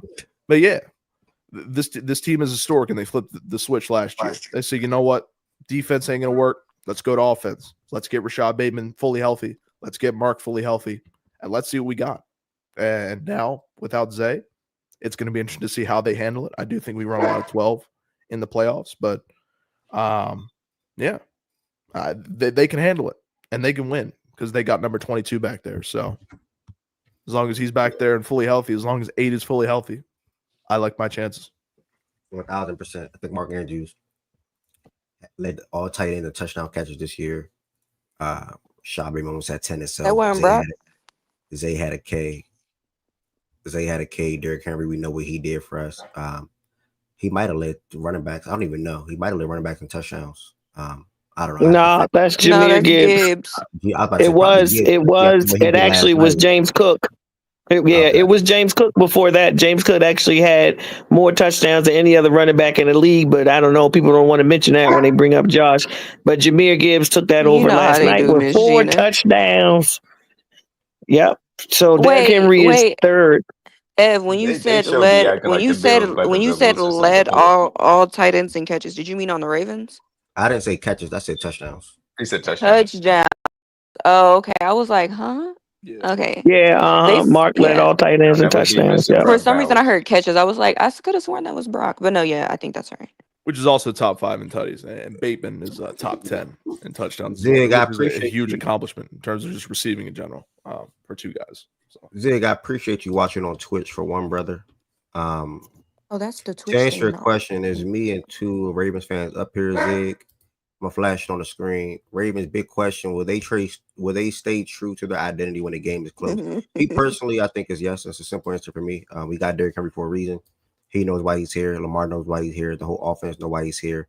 And last year in the playoffs, granted, we dealt with injuries too, but it doesn't really matter. They sort of kind of went away for that in some games. Now we have a guy that is hard to look at on the field, or the locker room, on the sidelines, and intentionally go away from him. So I think Derrick Henry and Lamar Jackson will obviously be heavily utilized in the run game starting this Saturday. We got the Pittsburgh Steelers, and then every other game going forward if we advance. So, is he from Michigan? Y'all want to say anything to his comment or question? Zig, my boy, I need some more that Carolina money, Zig. My boy, man, my boy, y'all. Yeah, I'm happy because we have the number one. Our quarterback is not the leading rusher on our team for the first time ever. So I don't really think people he was the leading rusher on our team every single year. This is the first year that he's not. It makes sense that we get a bell cow who can do that and take that part away from him. Yet he's still putting 900 yards on the ground, which is still crazy to me. It doesn't even seem like he ran that much. But as far as identity, as far as I'm concerned, our identity is we can win offensively, running or passing the ball. It's not that it's all running. It's not that it's all passing. We can do both. And that's what I've always wanted to get to. You need to be able to win through the air. You need to be able to win on the ground, especially when you get to this postseason. And we didn't have it. I feel like we have enough now to do what we need to do. So Lamar, I'm sure, is still going to air the ball out, but we for sure going to run the ball. And whatever the defense try to take away from us, we should be able to do the other just fine. So that's what I'm looking forward to. Me, that's how I don't think our identity is just run the ball, run the ball, run the ball, run the ball. I think it's situational. Depends on what defenses you're playing. You take what the defense is giving you. You capitalize on what they cannot cover. So if they can't stop the run, run the ball. If their secondary is whack, go ahead, air it out and balance it out with your run game. For me, that's the identity, and that's where you need to be. If you can only do one of those effectively and another team is able to take that away, then where are you going to be? We got 3 Ravens fans up here, so I don't know if you guys have spoken to this yet. Obviously, you guys are going to be playing the Steelers, who have struggled a lot recently. I think it was lost 4 straight now. But it's still the Steelers, obviously, still a divisional rival. How confident are you guys going to feel going to that game if there's no Zay Flowers? Very. That'll change. Yeah, very.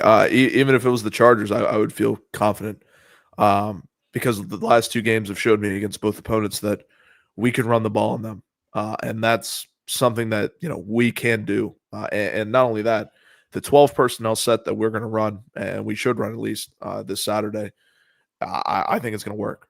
You have Mark, you have Likely, you're going to have Bateman, and you're going to have, it's going to be a name that's not liked, and it's going to be like, wait, what are you talking about? Nelson Aguilar is going to play a huge role in this run if they want to go to the Super Bowl this year. If you want to win games, Nelson Aguilar's got to be somewhat productive, and that's either him, either Tyler Wallace, or Tez Walker. One of those guys, they need to step up, and they need to fulfill that role of wide receiver 2 for now, because I do think Zay comes back either maybe for the divisional round of limited snaps or AFC Championship for full snaps. But one of those guys has to step up. And with Lamar, obviously you're going to have the running ability. With Henry, you're going to have the running ability, but you need to have a guy that can get out there. And then that's going to be Bateman, but you're going to need that other guy because they're going to double team Bateman. They double teamed Zay in the last game. They double teamed in Pittsburgh. They're going to double team Bateman. So you're going to need a wide receiver that gets open. It's got to be Nelly. So it's going to be up to Nelson Aguilar. And if Aguilar is getting there, if he's getting maybe 1 or 2 catches a game for decent amounts like he has the last couple of years, we're fine. But we'll see. Before you get to Aguilar, you still got both of our tight ends. So between Mark and Isaiah Likely, and Kolar is actually back now too. I think it could get done. And then we will have Justice Hill back, who statistically has been used more in our passing game than rushing. More of his statistics are on the receiving side than the rushing side, our running back. So that he was ill. He had a concussion, but then he got ill, so he couldn't play. So he'll be back in this game too. So I expect them to go back to him also in the passing game in this game coming up. And I think he's going to want some revenge too from the previous game, first time we played them. So it's some hands there. They all might not be the brightest names on the book and names that everybody recognize, but it's some solid offensive players there who have been making plays. And so I feel confident going into this game. I am not I don't care how the Steelers have played the last 4 games, and I don't care that we beat them 34-17. It's 0-0 now. All of that means whatever happened in the first 17 games means absolutely nothing right now. Everybody is 0-0. We got to go out and play our best game this coming Saturday against the Steelers. I don't take anything for granted. I don't take their team for granted. None of it. So we need to go each game. You have to play like it's the Super Bowl because essentially it is if you want to get to the Super Bowl.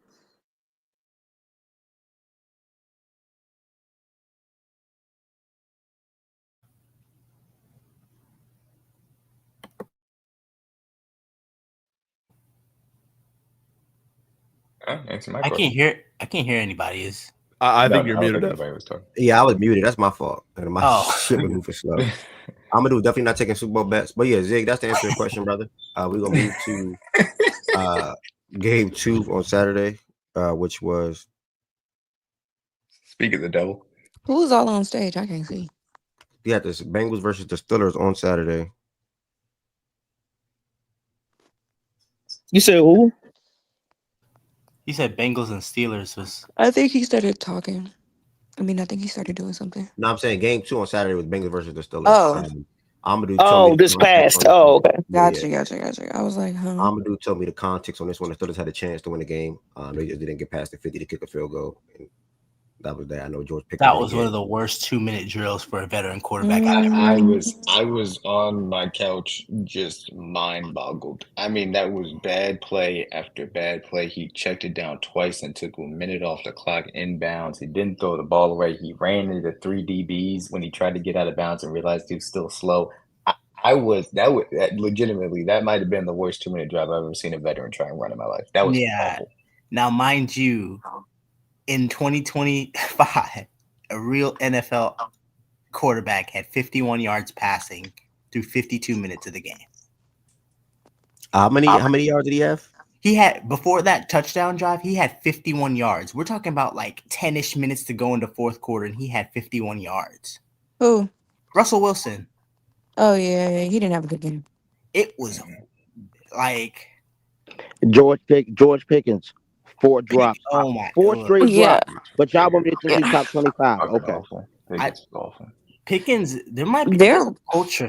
There's something like it feels like every receiver, not every receiver, but like how many receivers is this now for Pittsburgh that has some kind of culture issue? It's not a culture issue. I think we knew Pickens had red flags. Well, here's the thing. Yeah. Pickens. I'm not gonna call it like a culture issue, and I know you're not saying like a culture of the Steelers issue. I think the Steelers are actually extremely confident in their culture and confident in the fact that like once you get here, because we've seen it happen with other players, like we've seen it happen with like Montavious Bryant and all the things where like they can take the guys that other teams aren't going to take, because bringing that kind of guy in the locker room would completely destabilize shit. They'll take them because they understand the Steeler way. There's nothing that's going to be bigger than that. There's nothing that's going to throw off and destabilize the Steeler way. So they take guys that everybody knew what the fuck George Pickens was coming out of Georgia. Nobody was surprised. From what we heard now about Antonio Brown, like he was pretty much like this majority of his time in Pittsburgh. Yep. Again, Martavius Bryant. So they've taken guys that like have these quote unquote like attitude issues because they're confident in the fact that your shit ain't gonna disrupt what we got going on. Yeah, like Chase Claypool, Deontay Johnson, like, And that's just being confident in your ability to kind of, I guess, keep guys in line, if you want to say it, or like Mike Tomlin's ability to kind of keep guys in line. Then, that's just your confidence. But like their issues, they be making them the one. Then like it's kind of like what Jordan Woods had said earlier. How the hell you gonna make Tyreek Hill your captain? Like, how is George Pickens gonna be your number one receiver? Not saying he doesn't have the talent to be, but like attitude wise, he's got a lot going on. Well, I think he also does need to develop as a wide receiver. He is prone to the occasional drops. He's not a great route runner. There are things in which he can improve upon individually. But yeah, I mean, the attitude is going to be continuing a thing that he's got to battle. And I agree with you, Ari. The Steelers are just more willing to take those guys with a red flag and trust their culture than it is. And so that, that leads to having some more of those questionable players as far as the mentality on their team. Yeah. I don't know. I heard culture. No, just like well, no, their hold on. culture. Yeah, but their philosophy sucks, and I'm just just skip the game completely because not really, but Their philosophy. their Oh, you're way going of to explain thinking it. Let me not ask you the question. sucks, and it's not really to blame Tomlin because I think if you put a good roster in front of Tomlin, this team is 10 times better. But they have so many holes, both in their secondary, on their offensive line. They don't have a wide receiver too, and right now they don't have a quarterback. But That's a problem. Z-Farm, how much influence does Tomlin have on the roster, though? Tomlin wins games for him. No, but he's saying how much does Tomlin? I think he's asking Z Farm how much responsibility should Tomlin be getting for the construction for of the roster being what it is? A little bit. I would put more of the blame towards Omar Khan. I was about to say that the Steelers come off as like everybody understands and willingly plays their role. Yeah, I think Tomlin lines them. I think he's a great leader of men. I think he goes out there and he gets them fired up, and I think he gets them ready. But the problem with them is they're stuck in this cycle right now, and they can't get out of it. It's been like this for 7-8 years now, and Ev knows this. They've been doing good in the regular season. They always either have a 10-7 record, 9-8, 11-5. They could be 13-3, like they were a couple years ago in 2020. But they always lose either first or second round. And they get stuck in this 20s, the mid-20s pick in the draft. They have never really tanked for a guy. And the one time they did, and it was right before they started this cycle, it was for Devin Bush. Devin Bush. They have not got a franchise quarterback since Big Ben and his arm deteriorated in 2019. That's been a problem for them.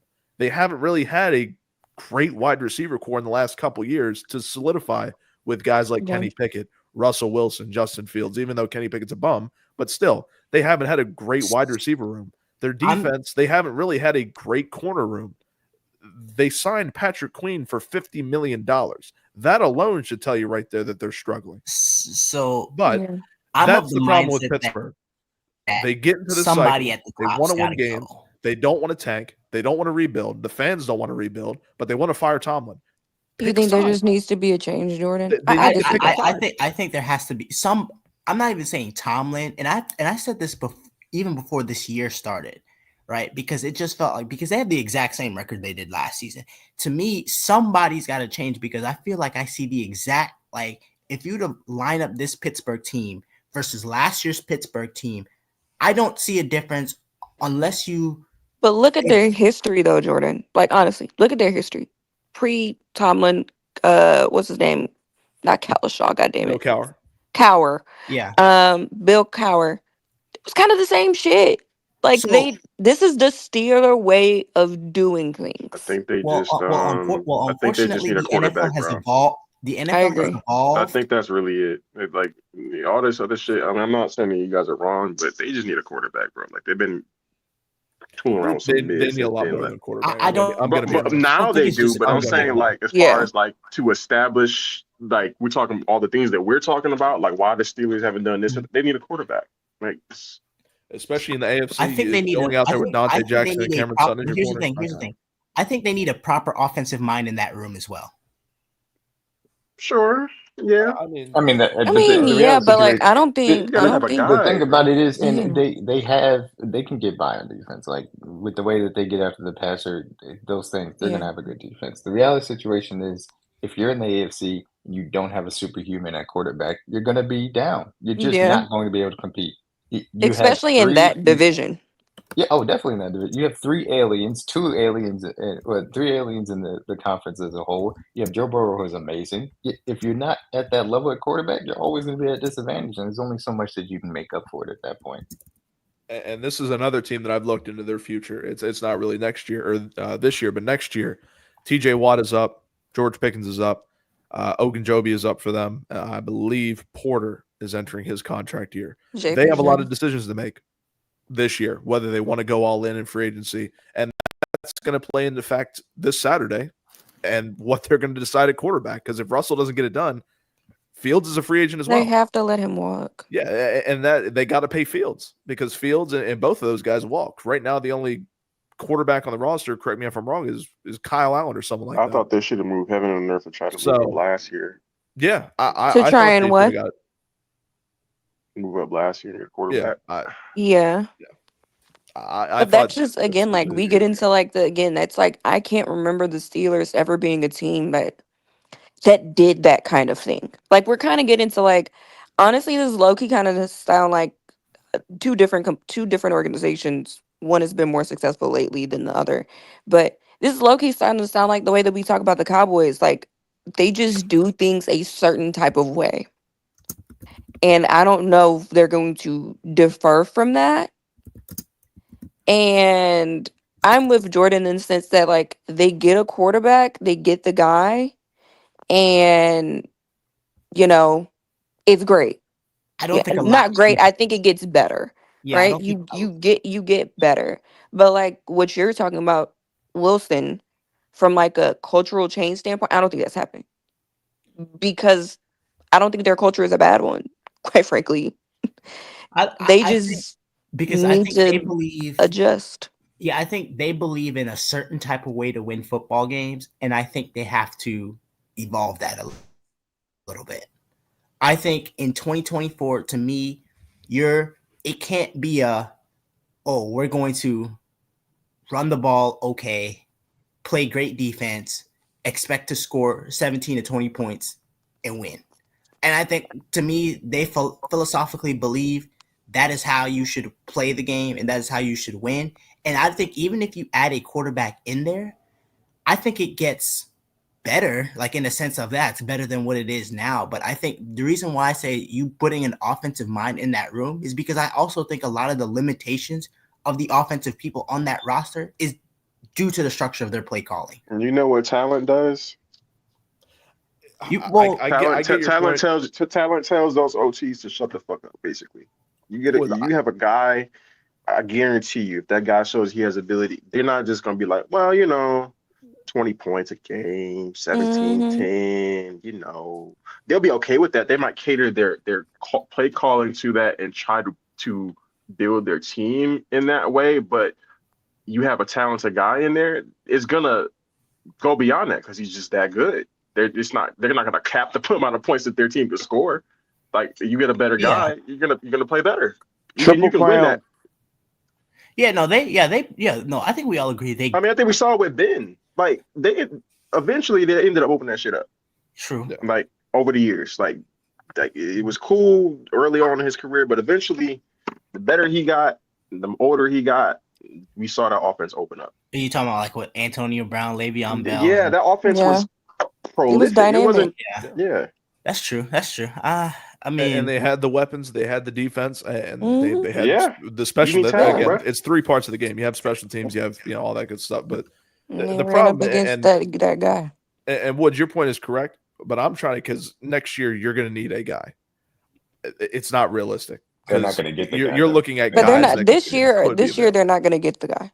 Yeah, and I don't Yeah, think they'll be in they range missed for their chance Nico, last year. for Arch, for someone like Al. I think they should go after Alar. If that's the guy you're going to get the local guy. It's such Get the a guy that's Pittsburgh already in as state. pick too. I was Get about the to So say, guy that's basically, in you want state. Kenny Pickett Jr. Okay. I was so just about to say this sounds like Kenny Pickett all I think over Arch again. is a perfect Steelers Wait, quarterback, who? personally, Arch? but Arch no, is No, a I'm saying great Alar. Saints I'm talking about quarterback. Drew Alla. He's talking about Drew Alla. But Oh, but Lauren. here's No, the thing, I though. don't mind Drew because I do think that he has the tools, assuming that he goes back to school and stuff. But he'll probably be out of the range for them to draft him, so it won't matter. Yeah. I was about to say, with Mike Tomlin, will they ever be bad enough to get the pick that they want to get the guy that they No. want? I don't think they're No, going. and No. right now all these guys Which are is locked why in. So I Wood don't see it. said they're going to need to actively trade up. So if you're not going to be bad enough, fine, trade up. But you have to make a move. You Yeah. have to do something. You can't just sit. Which is what they have been doing, which actually is frustrating. Just sitting. You know you need a guy. Clearly, with your moves of you drafted Kenny Pickett, went off of Kenny Pickett. You went ahead and you signed Fields and Wilson to see if they could be the guy. It's not so. That's signaling to me that Pittsburgh knows they have a quarterback issue, and they Yeah. know they need a guy, and they're in search of a guy. So the free agency shit has not worked. Now you have to make a move, Yeah, and you they're have to trying jump up. You to got to do something. they're trying to go about it the lazy way. No, they're Like, trying to go about it the Pittsburgh way. They're trying to go about it the old school way where you don't reach for quarterbacks and you let them come to you DM and me on TikTok. it's DM me on Twitter, value my nigga. over, huh? No, I'm telling Miss Gina to DM me on Twitter Oh, for the link. it's value over, whatever. Well, we're gonna get a value pick, right? They Yeah. want that guy. I swear, if Pittsburgh is jealous of the fact that even though I don't think he's like, I think he's an okay quarterback. Pittsburgh is jealous of the fact that San Fran hit on Brock Purdy. They would have loved to do that to get Yep. the guy at the seventh, Mr. Relevant. That's the Pittsburgh thing to fucking do. Oh, we hit on the guy in the seventh round. That's them. Mm-hmm. But But guess what? And guess what? San Fran did. They had people. They had people, infrastructure, and all of that to make Brock Purdy look yeah, for a while better than he was. So like, DM the facts and stats page. Facts and stats page. yeah. And now, obviously, it's fun because they're in the playoffs now. Based on what I saw Saturday night, I don't know how you. I mean, I guess you kind of have no choice, but you have to entertain Russell Wilson not starting that game. They can't that score. needs to be more than entertained. The problem is not the quarterback. They can't score. No, the problem. Well, Wait, hold up, Jordan. They can't score, but the problem is not the quarterback. They don't have good enough No. players. Okay. No, I didn't. No. No, can you hear Problem is BJ? Jordan, I can hear BJ. He can't No, score. but the thing about it is, we can, again, it's the same thing. We can nitpick. You can say that they need a better cornerback room. You can say that they need a wide receiver two, or quote unquote wide receiver one, etc. You say that they got upgrade across the offensive line, etc., etc. The real situation is the quarterback is the thing that makes some of those things not matter. And right now, they don't have that guy. That's just what it comes Yeah. down to. And I will say what they did have was running the ball. And they don't And you run the don't ball. have a All the running back you stats can show depend you, on. but all the stats also show you that your running game was better when Justin Fields was your quarterback than it was with Russell Wilson. Than it is with Russell Wilson. So if you don't have that wide receiver, you don't have all you have like Pickens, who probably right now where he is in his development could be like a low end wide receiver one, probably a wide receiver two right now where where he's at in his development. But you do have a competent running game with two running backs that together plus a quarterback that does also pose a run threat is actually, and we saw it be a viable option to help you get down the field. And you don't go towards that, then you're taking away your running game, and you don't really have a fucking wide receiver. That's why the fuck you can't score, because you're not optimizing your offense. They need to optimize their offense. Justin Fields needs to be their quarterback. They don't use, first of all, they don't use Jalen Warren enough, and Jalen Warren's freaking No, they don't. way I agree. a trillion times better than Najee Harris. Like I was telling my man this Saturday, bro. Fuck the George Pickens shit. Jalen Warren, Pat Fire move, bro. Run your offense through them. Run your I offense through agree. them. That simple. Then you can add your George Pickens. You can throw your Calvin Austin's in there, and the offense is gonna look way different. But the way they run offense now is terrible. Yeah, so because the reason they made when they needed George Pickens the most to make the big plays on Saturday, guess what? He wasn't there. Couldn't do, not even a yard. Like the why they made the change from Fields to Wilson, and it worked for a while, was they needed a vertical passing game. Mm-hmm. Right. And Russell Wilson, if you give him time, could throw the ball deep down the field, like could make a couple plays, but it's almost like they're in a no-win situation, because it's like while Fields does give them a dynamic threat in terms of them running the ball, he doesn't throw the ball well. So like it kind of feels like they're just kind of stuck.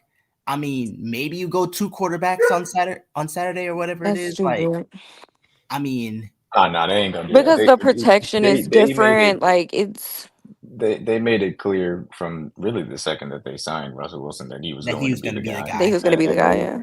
They'll do it for the one or two plays like they did. Yep. For a couple weeks before Fields got that abdominal injury, but that's it. That's all you'll see of Fields. Maybe a fourth down run.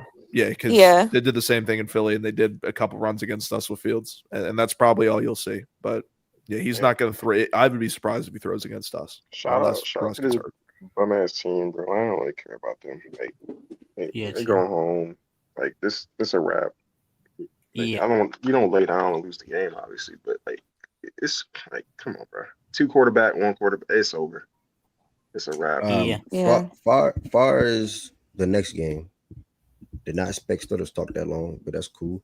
Panthers and Falcons coming up. Bengals close the season out on a 5-game winning streak. too little, too late. As far as Panthers, just you overall mean? them as a team. No, I meant Bengals. Too little, too late for the Bengals. And we'll see how they do next year, man. Shout out Jamar Chase, Triple Crown. I think they got one in Chase Brown. Obviously, T. Higgins is something to monitor this offseason. And then now they're searching for a new defensive coordinator. So they're going to try to get better on that side of the ball as well. And yeah, man, that's pretty much it. Too little, too late. Lost a couple of games they probably shouldn't have lost this year. Came back and bit them in the ass, even on a 5-game winning streak to the end of the season. Next game, we had the Panthers versus the Falcons. Panthers got the win 44-38. I know Bijan went crazy in his game injury, and even Penix threw for 300 plus. But the Panthers ultimately got the win. Did anybody tap into this game or want to come on the stage I did. and talk about this game? Cry. I did a little bit actually. I watched it. Did you guys? I'm sorry, I don't mean to. Go Did you ahead. guys talk about the Bengals firing Lou Anarumo? No. Well, like we talked about it a little bit like earlier, but not. Yeah, I thought it was a mistake, I but you know, I don't know why you blame the DC for not investing in the defensive, side of the ball effectively. You can't That's just me. draft. You're shitty at building a team. You let defensive talent walk out the building. yeah, you pay And nobody. then you were surprised by your defense Yeah, decided to finally be ass. Don't worry, So he'll be in some whoever- Lions gear soon. Yeah, I was gonna say, whoever ends up signing him at DC is gonna get a Oh, great yeah. one. I They wouldn't already be said that surprised. he's the top defensive coordinator choice for all of the offensive-minded candidates for head Yeah, coach. 49ers, Which is Rams, smart. Packers, you line them all up. If Flores gets a job, I'm sure KLC will be all over it. Yeah. Commanders should be knocking down his door. So, You think KLC gotta Commanders get a will do that contract with first. Dan? With Dan?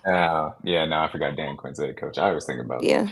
Yeah, no, they won't. Dan Quinn's gonna have No, I was about to say I don't think he's gonna give up play calling not the duty for the Commanders. defense. No. D-Man, Not the Commanders. The Cowboys. Who are the Cowboys? Sorry, what's up? D-Man, how KLC gonna get him? He not even signed long term. He gonna be signed long term. That report was hilarious, man. Wait, Kevin O'Connell's not signed long term? Yeah, no, he hasn't. He hasn't. Yeah, he's on the last year of his deal. Oh, Jay really? Glazer? Oh, that's funny. Jay Glazer was like, there are multiple teams interested in possibly Oh, trading. is that for why they were Kevin saying why he O'Connell. was gonna get traded for? Yeah, that's why those. Oh, I was so he's fucking getting confused. I extended. was like, where the hell did that come from? It's very funny to see that report come out. I'm sure there are plenty of teams that would love to trade for Kevin O'Connell. He ain't going nowhere. But the Falcons Panthers game isn't long. The Falcons defense fell the fucking apart this latter half of the season. Bryce had a really good game. And it was just kind of like Raheem's clock management, situational football. It was honestly like a score for score type of game if you look at the box score. I think they pretty much scored the same amount of points in each quarter. Pretty much a score for score ass game. No defense to be found pretty much anywhere, and be honest, for either team. It was kind of like non-existent until the end, and then the Panthers defense kind of stepped up a bit. But this is pain to me to say, but Michael Penix and Drake London have a really good connection, and I don't like it. It's kind of shitty. I hope it fails. But That's hilarious. I watched it. I was kind of jealous. I was like, damn, a quarterback and a wide receiver on the same page. That looks wonderful. Wow. But ultimately, I mean, it Dennis just Allen and Taysom Hill had that same chemistry. Oh. It was like reminiscent. Penix is a dog. oh, so many words I want to say, but I'm a new Yeah, person. congratulations. This is my first win in 2025. 2 years for my whole life. I'm 20 Sorry. years old. What it was. Oh my god. Oh my god. Thanks. What BJ said. But yeah, no, it was just a score for score kind of game. Lots of upside for both teams. Offensively. Lots of upside for both teams. I still question if, like, I forget what the offensive coordinator's name is for the Falcons, but I still question if he really understands how to, like, really utilize Bijan at times. Because there's definitely some moments where I'm like, just give the fucking ball to Bijan. Zach You're Robinson. him. I'm just like, you're kind of stupid. Which we've seen happen throughout the season, but ultimately, no defense found. Bryce looked really good. Penix looked pretty good. And Carolina did the right thing. So yeah. Shout out to Bryce Young and the Panthers. Definitely look better to finish out the season. Next game, we saw Trey Lance play. Commanders We got to win can all 23, agree Do we need to talk yeah, about this? okay. 23-19. No, Shout out to the not that. Commanders, 12-5 season, heading into the playoffs. Super duper big surprise for me with them winning 12 games. But Jaden Daniels effect. Terry McLaurin, man. Terry McLaurin, man. Stop playing with him. Y'all Got laughed at JD. me. Y'all laughed at me beginning of the season. Okay. Who laughing now? Fuck you. Hey, Got and JD Rupert and Edward, just like Who that. laughed about Terry McLaurin? A lot of Miss people did in Gina, here, No, Miss they no, did. Gina. no, Miss Gina, let me Are tell you you something. serious? This Yes, is a yes, this Miss is Gina. a You specific probably don't be facts around. and Miss oh Gina, my stats Miss Gina, room. I god, listen to a y'all could lot of just people. They be y'all don't gotta disrespecting respond to everything that he bruh. say, They bro. they be Yeah, disrespecting yeah, Like leave Terry. that guy. I'm She telling asked you, a he Leave that just guy. say stuff just to question. say. You just gotta Bro, ignore it I don't. sometimes. You can literally go through multiple people tweets and listen to more people talk. They don't respect Terry McLaurin. Like, what are you talking about? But Okay. how? Like, I don't even Miss Gina, understand it his don't It's matter, Miss just Gina. this logic. is It a don't matter, BJ Miss thing. Gina. It don't matter, Miss Gina, for real. It's just he just shouts out stuff as we go through. It just All right, bro. you Okay. know that's I what Can mean, I this just one say isn't this one and I'm isn't not completely denying. I'm unfounded. not saying what he said is not true, but I just not think it's not conversation worthy to respond to. That's how you Agree, feel. Cool. agree, agree. What you about to say, D-Mac? can we all agree that the Kirk Cousins contract was a spectacular failure? Nope, We I all think it agree was on that. wonderful. Yeah, we all agree with that. Okay. I Well, mean, What was the failure we about? thought it was that before the season started. The moment he got the Not contract, in we here, were Miss like, Gina. They a thought they lot was of winning people the. did They not thought say they that. A was lot winning of the people did not division. say They that. said it was the Falcons' division to take. Oh, look at this team. I was not in here. Mm-mm. no. I was one of the people who thought that the Falcons could go somewhere. I like the moves that they made in the offseason. I wasn't against them getting Kirk Cousins or Michael Penix. I was against paying guaranteed $100 million to Kirk Cousins. That was the beat for me. Does the contract hurt them moving Why? forward? No, I don't think No, so. they Not don't after It's care. this structured year. like game.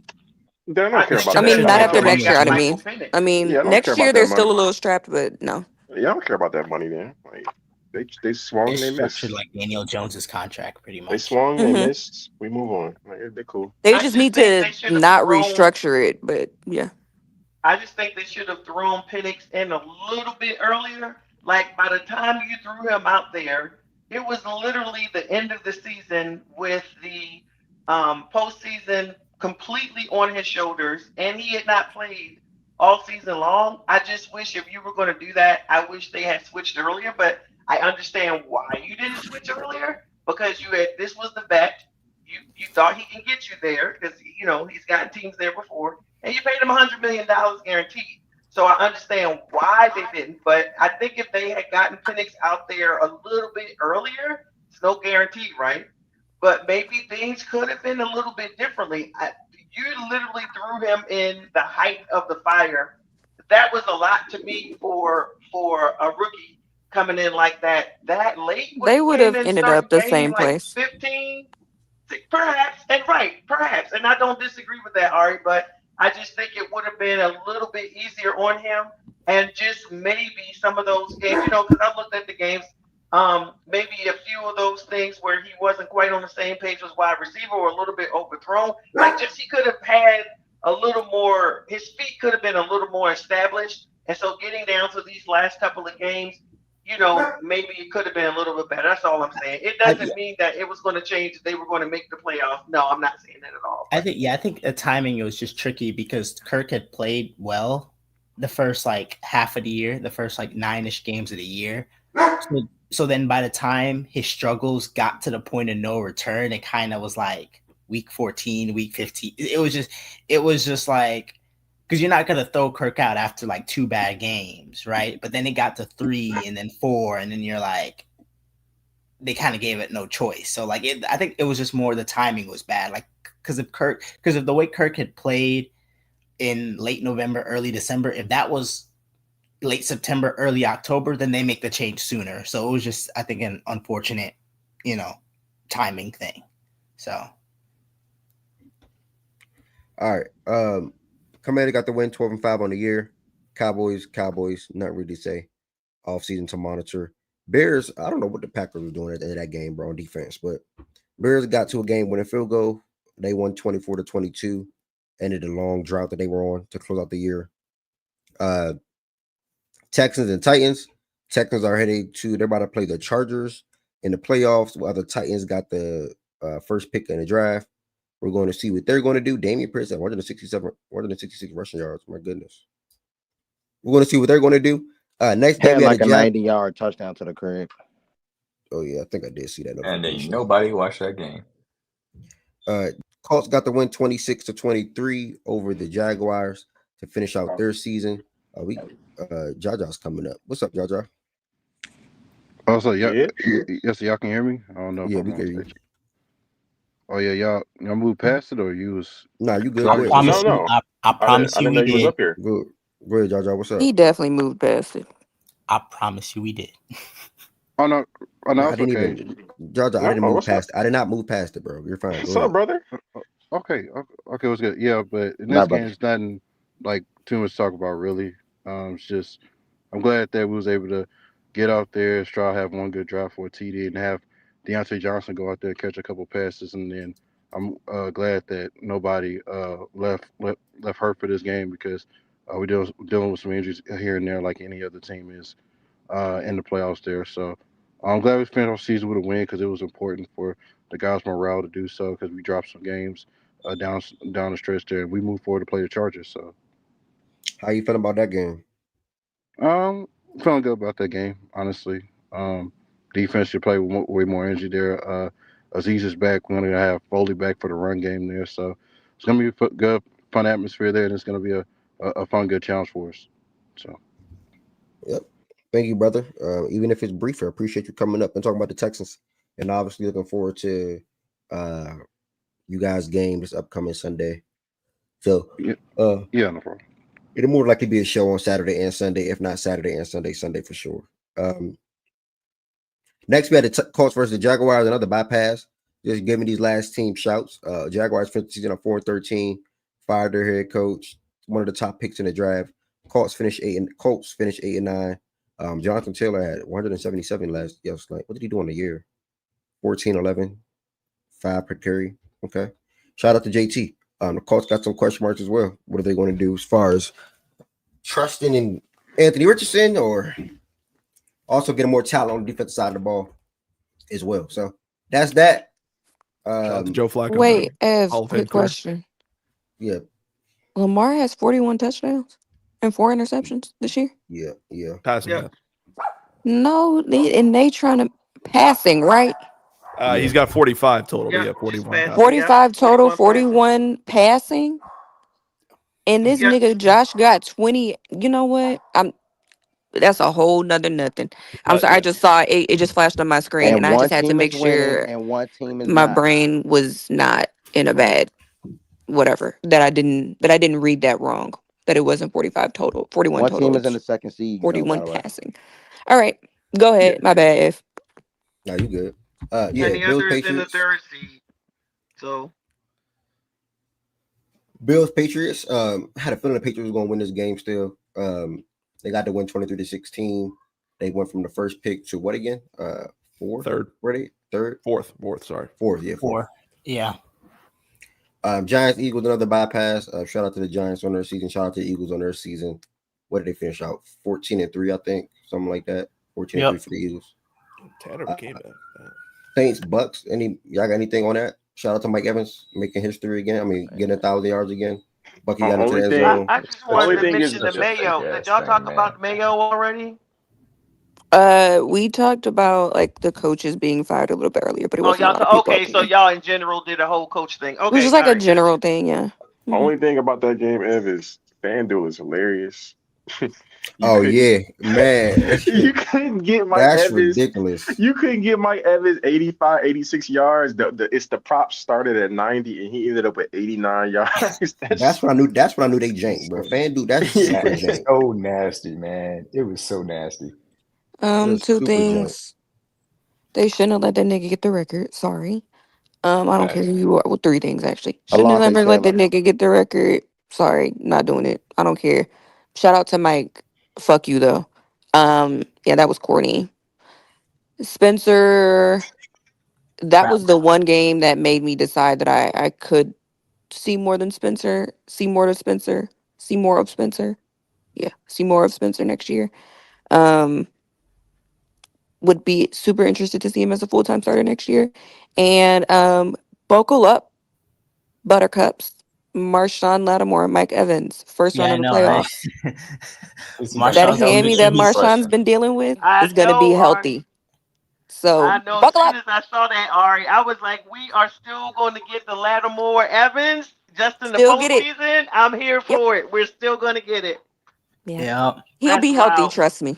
He'll be healthy. Yep. If he's healthy, it'll be interesting to see those two guys battle it out. I'm just. It's funny. Like he had, I think it was like 1,007 yards sometime back in One 2018 or whatever. 1001. Yeah, Hmm. it's funny, man. I'm again. I have no issues with Michael Evans going to the Hall of Fame. I don't think he's close to first ballot, but for this streak to be the thing that people rest their hat on when it's so fake a lot of times, I don't love it from that Hey, he played aspect. 14 games. Relax.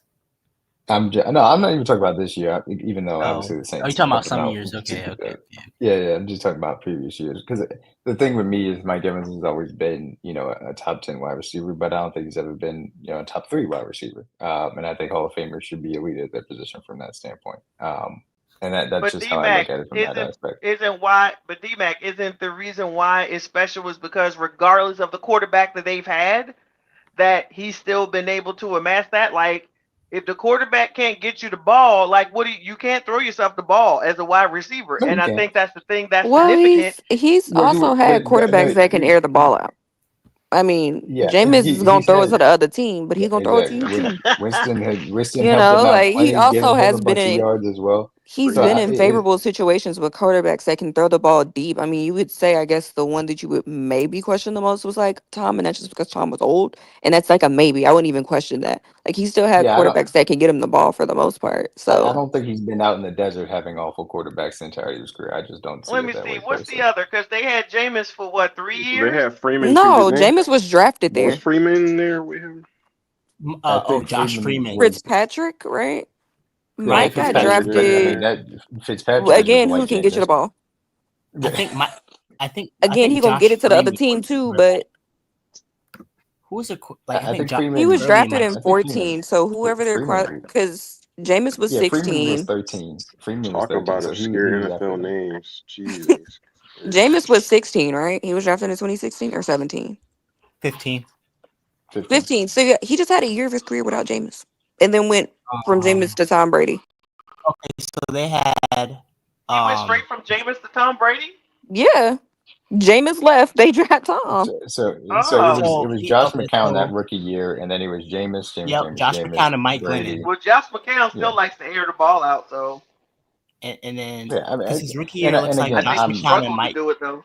Yeah, I'm not trying to say like he doesn't deserve it because again, I think he's a really good wide receiver. I'm just saying it's funny how this round number that people are resting their hat on from the standpoint of saying that's his Hall of Fame career, and some of it was he's just barely making it over from that standpoint. But it's funny, D-Matt, because like on Saturday night, like when the broadcast was talking about Najee having like 1,000 yard rushing seasons, Yeah, and Troy was he like, not impressed. not impressed.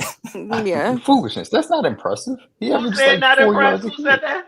Troy Aikman. Troy Aikman said that he wasn't impressed by it. He's not even the best running back on his team, and he ran for 1,000 yards.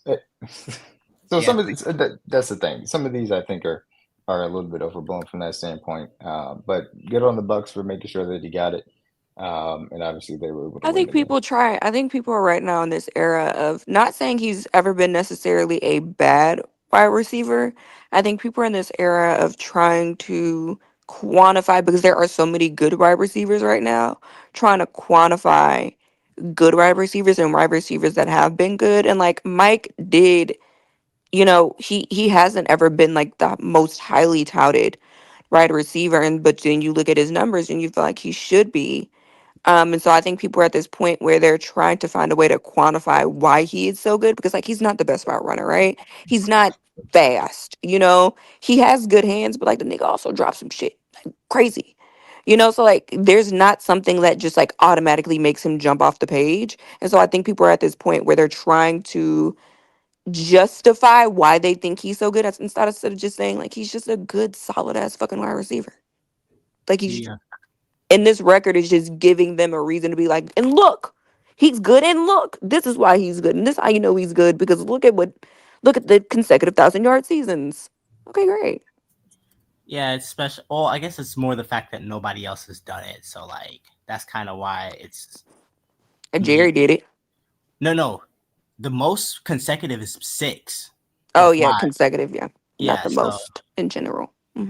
you know, that's all that All right. is. If you in here, y'all make sure y'all like the video. Liking the video also helps out the algorithm. We have 50 people watching at the moment with 23 likes. Let's see if we can get that number to 30. Again, shout out to Zig on Twitch. Shout out to my boy Zig on Twitch. Also, there are 3 to 4 different ways you can extend your support for the platform. If you see anybody the name that's green in the chat, they are members. To become a member of the Fact and Stats community on YouTube, you gotta click the description. It will literally say become a member. You can click that link. There's 3 different levels you can join as: level 1, level 2, and level 3. All have different customized perks. All have the ability to send emotes, whether it's myself or anything else in the chat. Yeah, that's just something. Shout out to Z Farm dropping the Speak Your Mind one in the chat. Also, you can send super chats and super stickers throughout any show or any day, whether it's $1, whether it's $5, whether it's 10. All extended support is appreciated. Shout out to ones that's in here regardless, but all the ones that extended support is greatly appreciated. Shout out to Chan. And if you're not subscribed to the platform, make sure you hit that subscribe button as well. The show is live every single day, Monday through Friday at 11 a.m. Eastern time. You will see a return. Last week, Saturday, I did a show. You will see a probably return this Sunday. And if not, Saturday as well. So you'll probably see a full 7 days this week coming up. So yeah. Oh, former expert. What's the word, brother? Yeah, man. We live on YouTube every day, bro. Become a member, former. You were day one. Next game, we're just bypassing the slate, really. Chiefs rest their starters. Broncos put up 38 points. They won 30-0. Bo Nix had a day. Cortland Sutton had a good game. And I think Bo started this game off like, what was it, D-Mac? Like 16 for 16, 17 for 17, something like that. What was it? Yeah, something ridiculous. Yeah, Bo Nix. Yeah, some good start. Yeah, I mean, he started damn near started off 20 for 20. Yeah. Can I say, I thought it was a little bit of privilege on that game that on Red Zone, they actually went away from the game.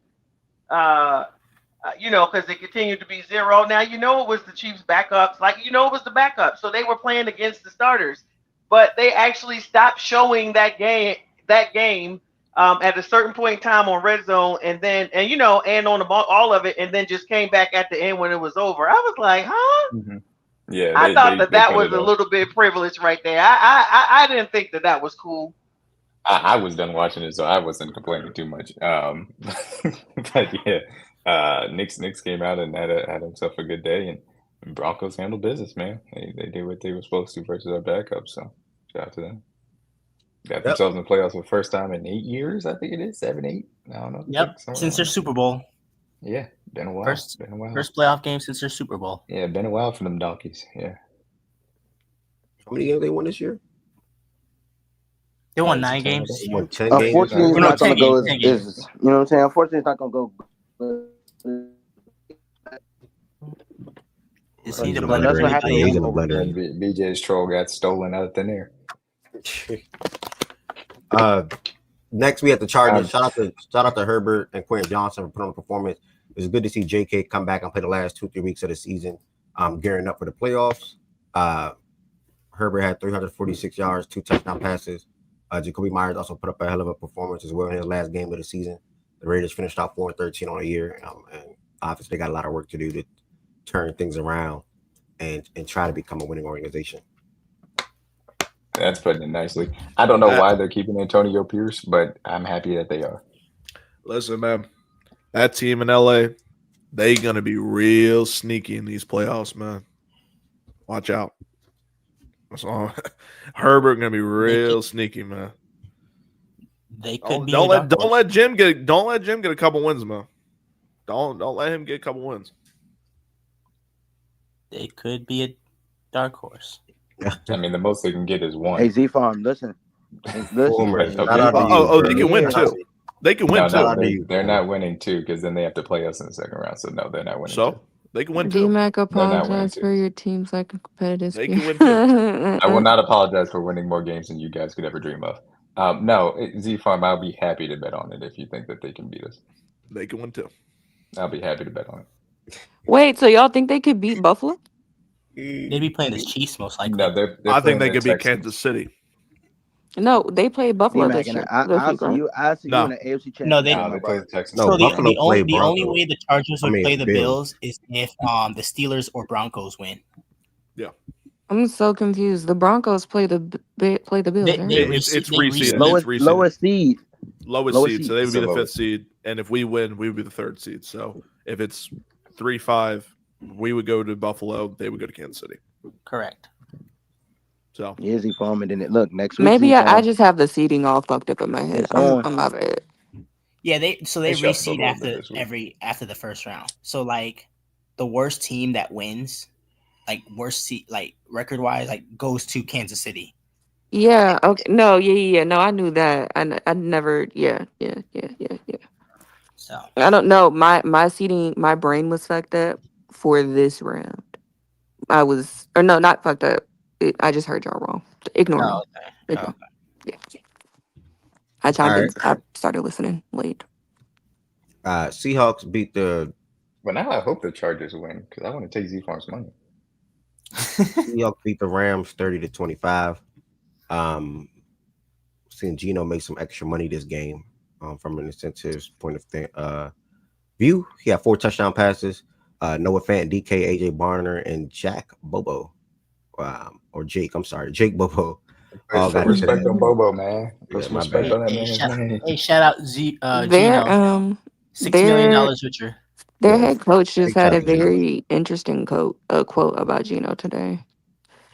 Because they fired their OC, Seattle.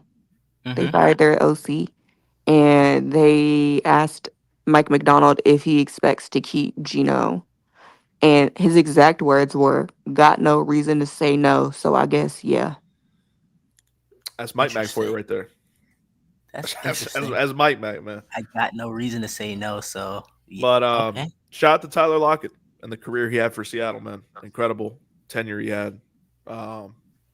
Sucks to see the way. Sucks to see it end that way, but yeah, shout out to him. What happened to him? Is he retiring or something? Is he retiring? He's No, either I retiring or think he's this is getting the cut. last year of his. Yeah, I Yeah, don't. because I think he's he gonna makes be there. $33 million. He's I think a $7 million dead cap, so Mhm. they're going to clear a lot of cap, or he's just going to retire. So it's up to him. Yeah. Yep. And then next, we had the Jets beat the Dolphins 32-20. Could be A-Rod's last game in New York. Could be A-Rod's last game, period. Something to monitor. He said he's going to meet with the Jets ownership and general manager pretty soon, and they're going to make a decision sooner rather than later. And he didn't want it to basically linger around. Devontae Adams got it to the end zone. He threw his 500th career touchdown pass as well. Sort of kind of insane when you think about it. They finished the season out 5-12. A lot of people, obviously, including myself, had high hopes for this Jets team. It just did not pan out, man. Fired head coach, injuries, A-Rod not being that good, offensive line played bad. Brees Hall was down from an effectiveness standpoint. Garrett Wilson wanted the ball even more. So it's just it's a lot. And as far as the Dolphins, we already were speaking to them this morning. Tyreek basically quitting on the team, what direction they're going to go to. They got a good running back. They got Jalen Waddle. Jonnu Smith even had a good year for them from a tight end perspective. Still question marks around Tua in the quarterback play. Funny, he even got extended this offseason. They had a lot of injuries they were dealing with this team in this season. So, yeah, man, 2 tough AFC East teams. Not much to talk about. We'll see what they do in the offseason, though. They are paying Tua $50-something million. Oh, okay. Yep, and he's their QB. That was ridiculous then. It's ridiculous now. I'd like to just give Miami a quick shout out to you guys for taking on Tyreek Hill and then giving us extra draft picks to help us build a dynasty, man. I really do appreciate it, Miami. Best of luck. Man, fuck Miami. They ruined Calais Campbell, man. Calais Campbell could have been on a winning organization, a playoff team. They said, "No, we're going to keep Campbell." He said anybody but the Chiefs. He's a Hall of Famer. He on the winners. You can't. He's a first ballot Hall of Famer. That is a great quote. What are you talking about, D-Mac? Anybody but the Chiefs. Like, put on the wall. I'm hoping Calais make it back. I hope he make it back. It's the same thing that made Jamar Chase in trouble when he had to root for us yesterday. He said anybody but the Chiefs. Now anybody but the Chiefs. For us. Well, guess what? He's a first ballot Hall of Famer. We'll see him in 5 years in Canton, Ohio. Congratulations to them. We had the Cardinals go and play against played against the San Francisco 49ers in their last game of the season. Kyler also threw 4 touchdown passes. 1 to Trey, 1 to Marv, 2 to Greg Dortch. As far as the 49ers side of things, man, they've been a disappointing season. I see Ricky got into the end zone, but been a disappointing season. From an injury perspective, from a play perspective, whatever you want to say. Ayuk, CMC, Hufunga, Greenlaw coming back late. Brock Purdy missing a couple of games. They had massive injuries this season. Jordan Mason. Yeah, they had a lot of injuries.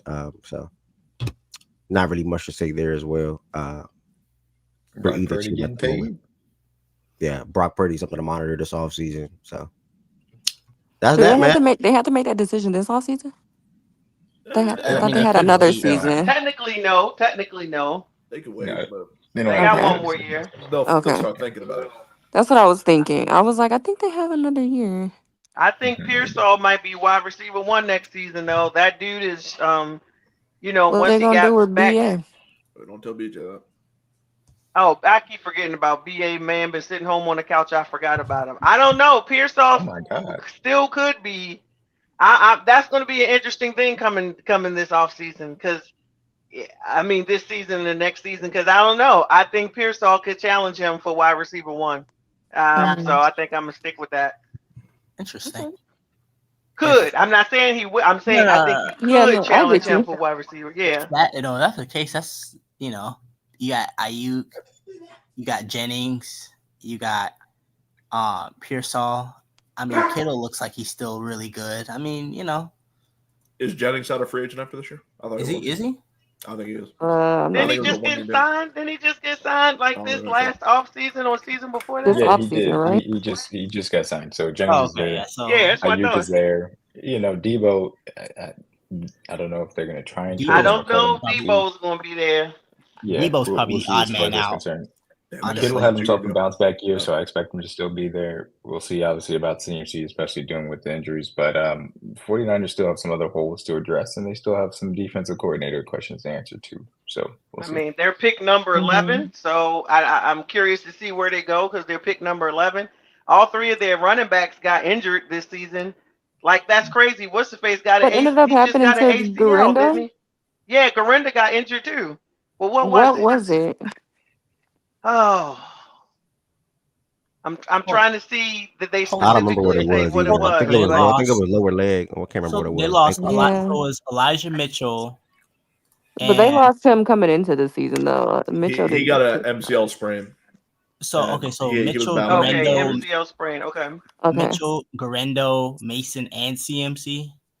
Damn, all got injured. That's crazy, bro. crazyto. dang. Yep. That is crazy.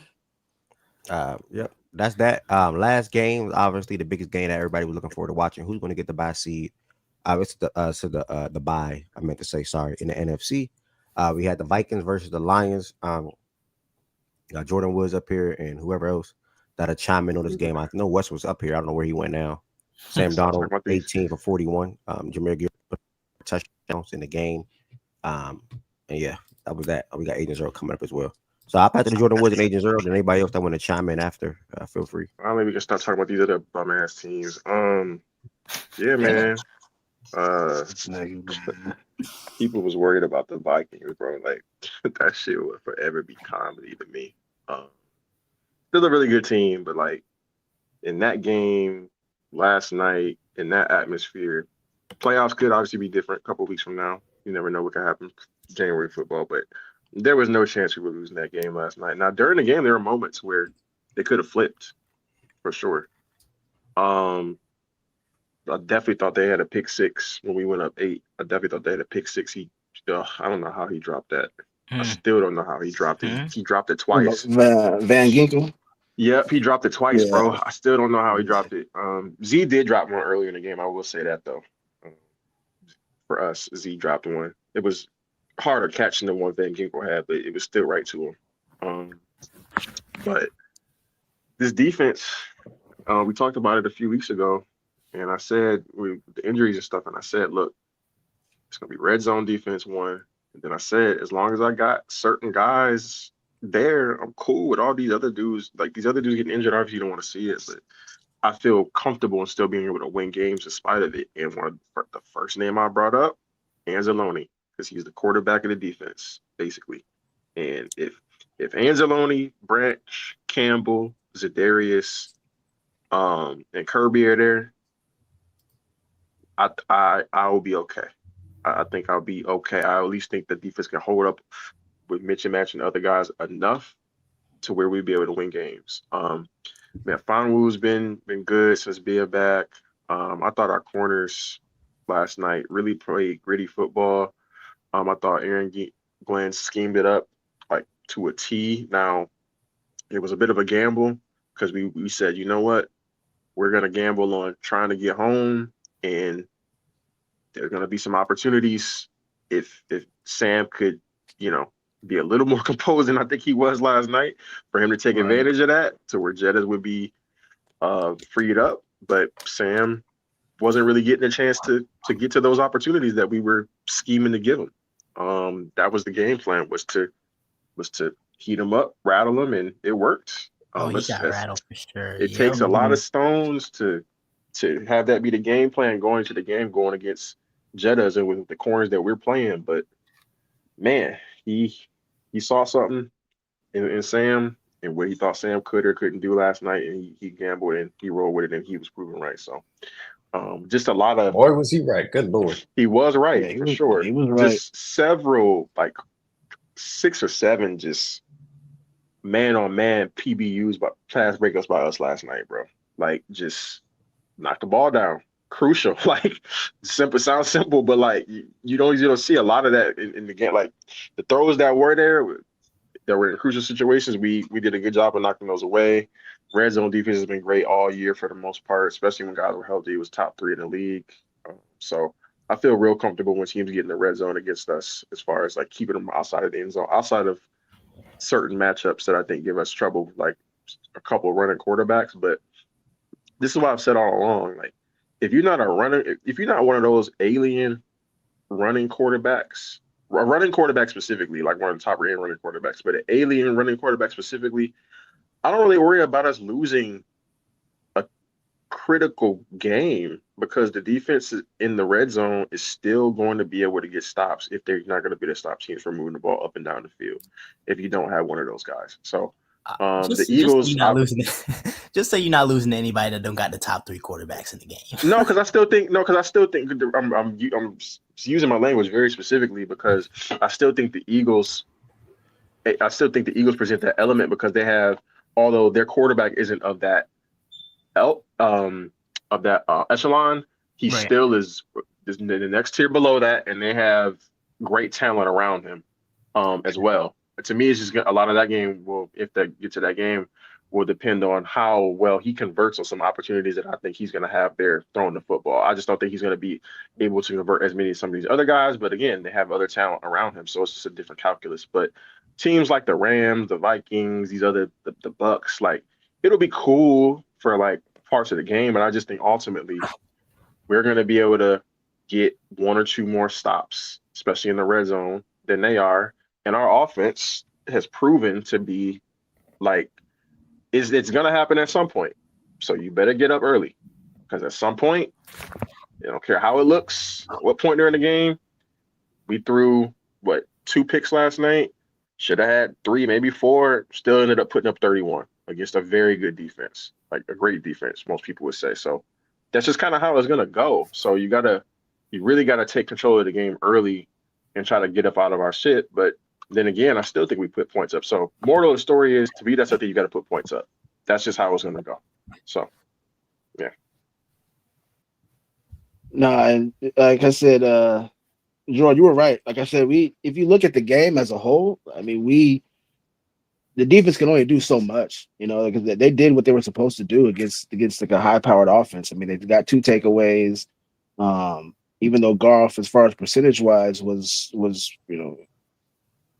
damn good, like as he always is against us. We got the takeaways. We got, we got stops on 4th down. If we can't convert inside the 5, 3 times, I think it was. It's like if we're not going to put up points, then it's going to be a long day, and the defense can only hold up for so long. You know what I'm saying? So I think we had that interception that Van Geek I thought he was going to get because he's already ran back 2 pick sixes, I think, this season. And then we had the other one from Ivan Pace where he picked up that tip from Metellus And if he keeps his feet, he may run that in. And the only person that was in front of him left, I think, was Goff. So it's like he keeps his feet. That's another one there. So those are some of the plays that we would make early on in the season that we made the play but didn't finish it. So I think this game really showed why I think a lot of people, even myself, were waiting for, okay, Sam, you now you're going to see what playoff atmosphere is actually like, and this is like an early test, early taste of it. Let's see how you react. And he missed Jettis, I think, at least twice on two different occasions down in the red zone, just overthrow, and when he kind of gets flustered, the ball kind of sails on him. So I think this game was kind of lost, even though the offensive line had a rough go up front. Like a lot of pressure was on Sam. I think outside of the offensive line, I really felt that KOC didn't adjust in the second half, because if you think about it, you have the bad kickoff, so you got 3 points coming after the before halftime. So what is it? 10-6 10-6, yeah, right. So we're still right there in it, even with all the fourth downs and not converting in the red zone, we're still right there. So change up your game plan. We're not going to be able to hold the ball to wait for these deep shots down the field that we've been hitting all season long. I think they said on the telecast that I think your deep coordinator must have saw something where Sam likes to hold the ball, right? So we'll go one-on-one with the receivers and hope that when we bring this blitz that we'll get to him before he can get to us, and that's And y'all didn't basically use how it the was. aggressiveness against us at Against all. us, right? And so that's what I was Like thinking. no Okay, the screen, second not a lot of half, no screens. screens, Like no quick. yeah. That's what I thought. So in my head, I said, okay, KLC, you see what they're doing. You're not going to be able to take those deep shots. Do exactly what the Lions are doing to us, where they're not trying to go deep. If we go zone, okay, he got time, we'll find deep. But if it's a blitz on 70% of the time, well, they're going to hit Gibbs in the backfield, give him some yards after the catch, and they're going to hit a slant, something that's 3-step drop, get it out of hands, and still all game long he still was just holding that ball, trying to go deep. So I think that was either if KLC was play calling and wasn't in his ears saying, look, these are 3-step drops, get it out, let your receivers go yard after catch. And I think I tweeted it, I think at halftime, like, look, a 14-play drive is okay. Like, if we have to do that, then that's fine. We don't have to go deep shot every time. And we were able to run the ball too. I think even though Cam had that, he broke off that big one, and even Jones was steady, running the football. This might have been a game where, look, it's 10-6 at halftime. We're gonna take this back to the old school Ravens and Steelers, where we gonna win this game 13-9 or something like that. There, just run the ball and just keep it, just play field position if we have to. But so I think this is a good test for the team and the coaching staff to see kind of what they need to adjust if we run into a situation where teams are going to play us like the Lions did, where they're just going to come with the blitz and say, hey, Sam, you got composure, you got happy feet, you going to make this throw, what you going to do? But like I said, overall, I'm encouraged because I saw at least the defense do what they're supposed to do, what they've done all season long. Discouraged a little bit about the offense, but I think KOC is a smart enough guy to go back to the drawing board, see where he could have called a better play or better game, and that we'll kind of fix these if we get to see y'all again in 2 weeks here. But good game. Can I say this? So I got like 3 questions for you, or a couple observations mixed in. So Sam was never able to get comfortable in the pocket. Your O-line was not able to hold up against the Lions D. Like I feel like that was one of the main things. Like there were times he did have time to throw the ball, right, and he was just overthrowing. But then after a while, it was just he was never comfortable in the pocket. It's like as soon as the ball was hiked, the O-line had caved in on him, and he wasn't doing well in trying to scramble and get out the pocket and throw on a run and all that kind of stuff. Did you not? Did you also notice how the O-line was struggling against that D-line? Yeah, like our guards are not the strongest. I know we have our left tackle Dillashaw is out, so we got a guy in Robinson, to replace him. So, but our guards are all season long, probably really for the last maybe like 2 maybe even 3 seasons, have been a pain point for us. We had one guy in there. We switched him out. Now it's Dalton Reisner. He's in there now. So our guards up front have always been a little bit shaky. So yeah, like I said, the pressure was there. Like I said, that's what they decided to do. Like, look, we're gonna bring the pressure every time, damn near, right? And let's see if you can hold up.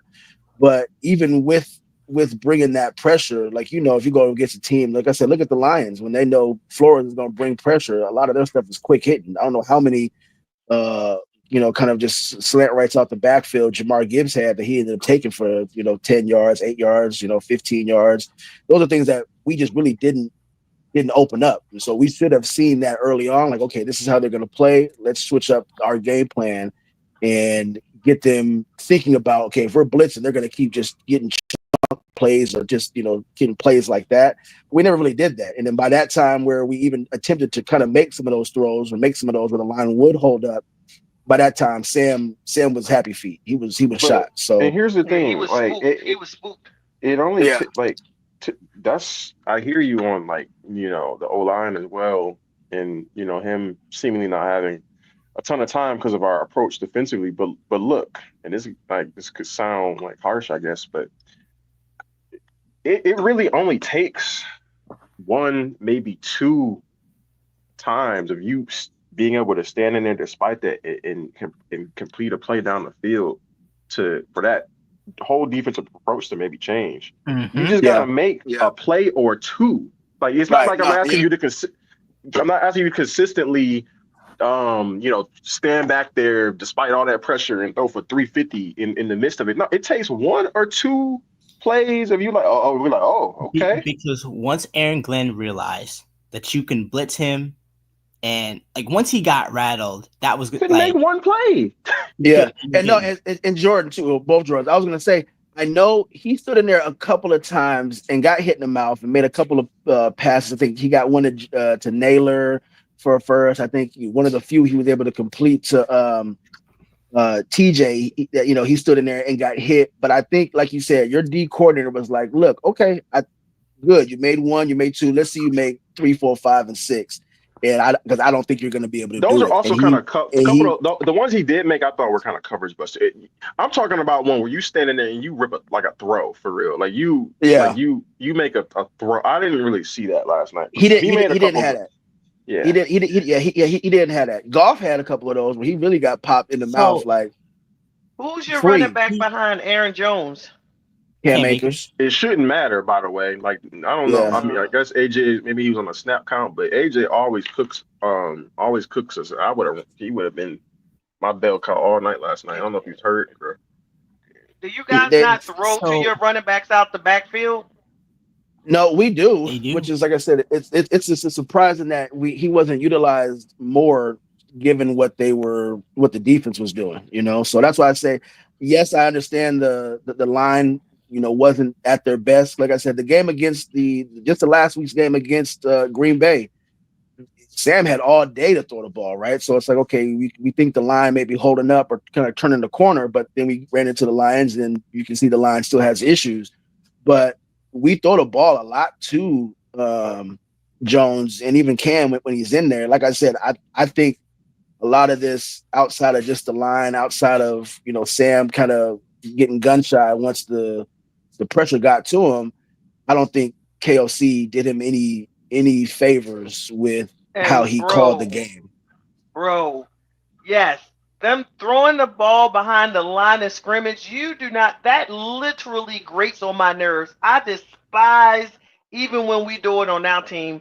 Like he had, and I don't know if that was Sam just adjusting because he didn't see anything else, so he just took a check down, but them balls thrown behind the line of scrimmage was getting y'all absolutely nowhere. I mean, nowhere whatsoever. That's why I was like, do they throw to the right? Because they were kind of stopping the running backs at the line, but I'm like, throw it to them out the backfield where they're already out in the open and they can get some, get a catch, possibly get a first down, or just get you closer so you're going to be, second and short or third and short. Like, I'm like, it just seems like, I'm just like, bruh. Y'all you're doing the same thing over and over and over again, and the Lions are stopping you over and over and over again. They lost this game on 10 plays. which is them 10 plays that they had in the red zone. In the red zone, yep. That's And where it was they at. That's where it was lost. went- That's where it was lost. they 3 had points? they had Facts. 4 trips, and you got 6 points out of it. Yeah, 4 that's trips in the red zone, and you But he kept Like- overthrowing.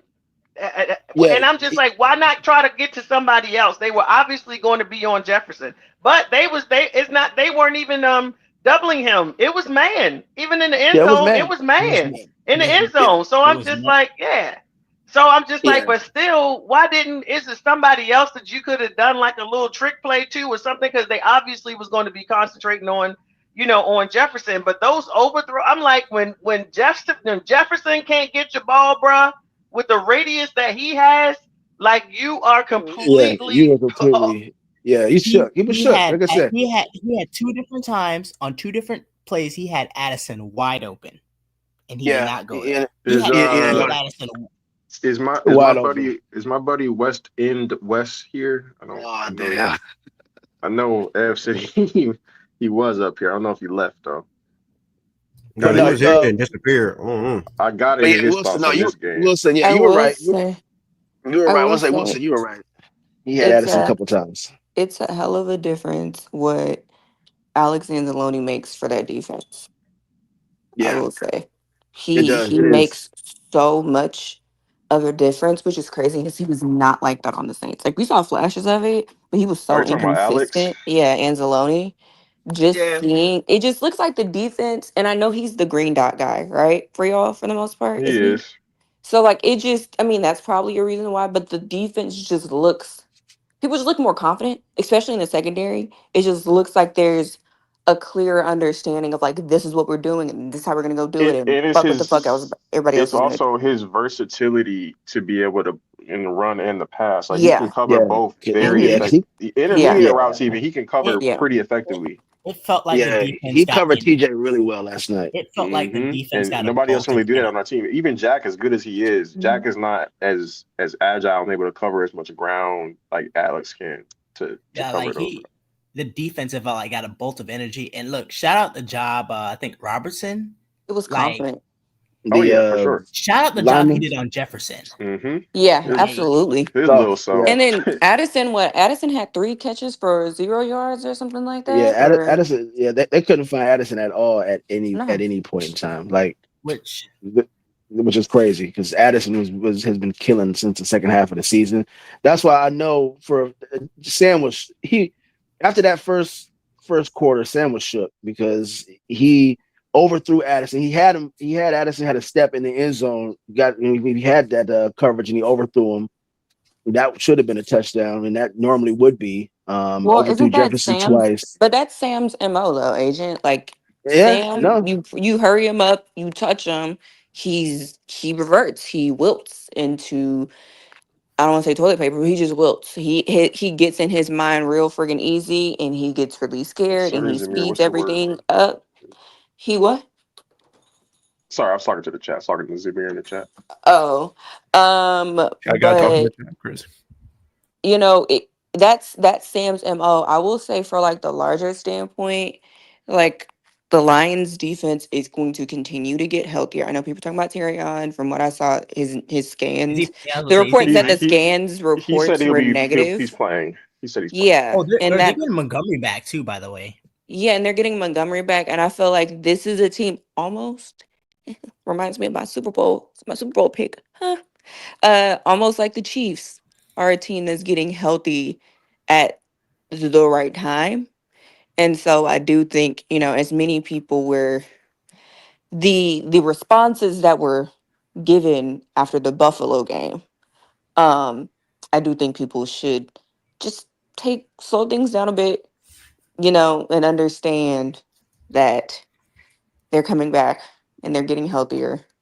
And that it will be tougher. Though I don't blame people for having Philly or choosing No, Philly. I didn't choose Philly, but I don't blame people for choosing Philly. But no, I think I know people he's should coming back, Montgomery, but do they really need him? need him. I was just going to say that. Do they Well, really? Like, Yes, I mean, For yeah, Philly, but do For they? Philly.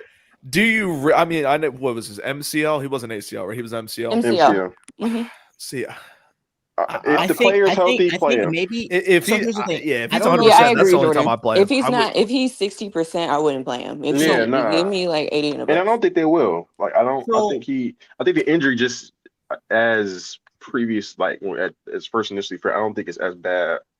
As it Because looked. he was walking around at a I think I actually edited the footage from the shit. He was walking around at a fucking charity event the day after the shit happened. Like he was, Oh, like chill. yeah, he was so cool. Like he was, yeah.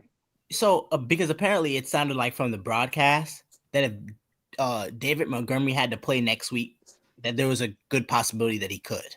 That's what it Wasn't sounded there like. it sounded like they were saying kind of like if he needed to play this week, then he could Yeah, have. yeah, they talked to him too. He was, Yeah, so like coy, but I'm thinking 2 weeks. I'm thinking 2 weeks. Perfect. It's like he's probably gonna be back. Now, here's the thing: I don't even think it's necessarily more What so up? what he brings from what's up, a Brian? football standpoint, but I feel like there's an emotional sense of him coming back too that might. Yeah. So Jordan, can I have the mic real quick? go ahead. Oh my god. Hey man. Hey, What's up? and real quick, facts and stats. I do pay my bets back. I do pay my Oh bets. yeah, for sure. Who was He that No, on person? no, time. no. He On was time. hitting me before I hit him. Like, Oh, I was like, good who money, was good You that? don't money. All gotta right, go hunt him down. So just letting you know, Pause. I pay bets. ain't no pause. Speaking of, there was a bet. It obviously was For voided, sure. but the Lions had the best record in the NFC. So who pussy out Who that? voided You that or him? bet?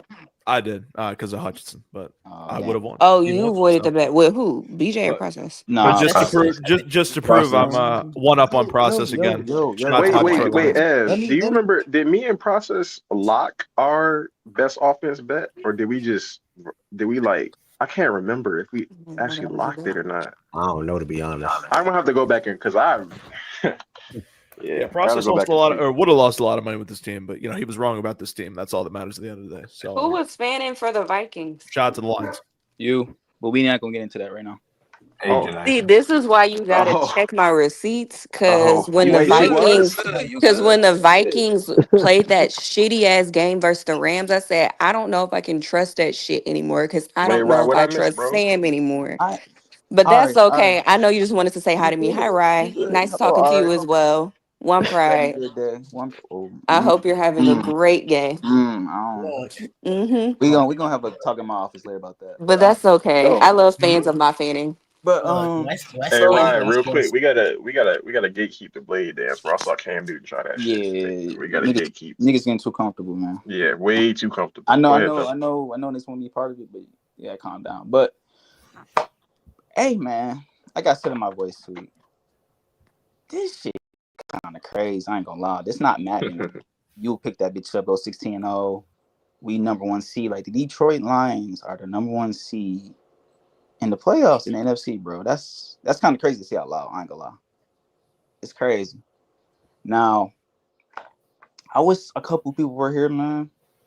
I hate how y'all try to be different and y'all ignore facts and just ignore shit. This is our division.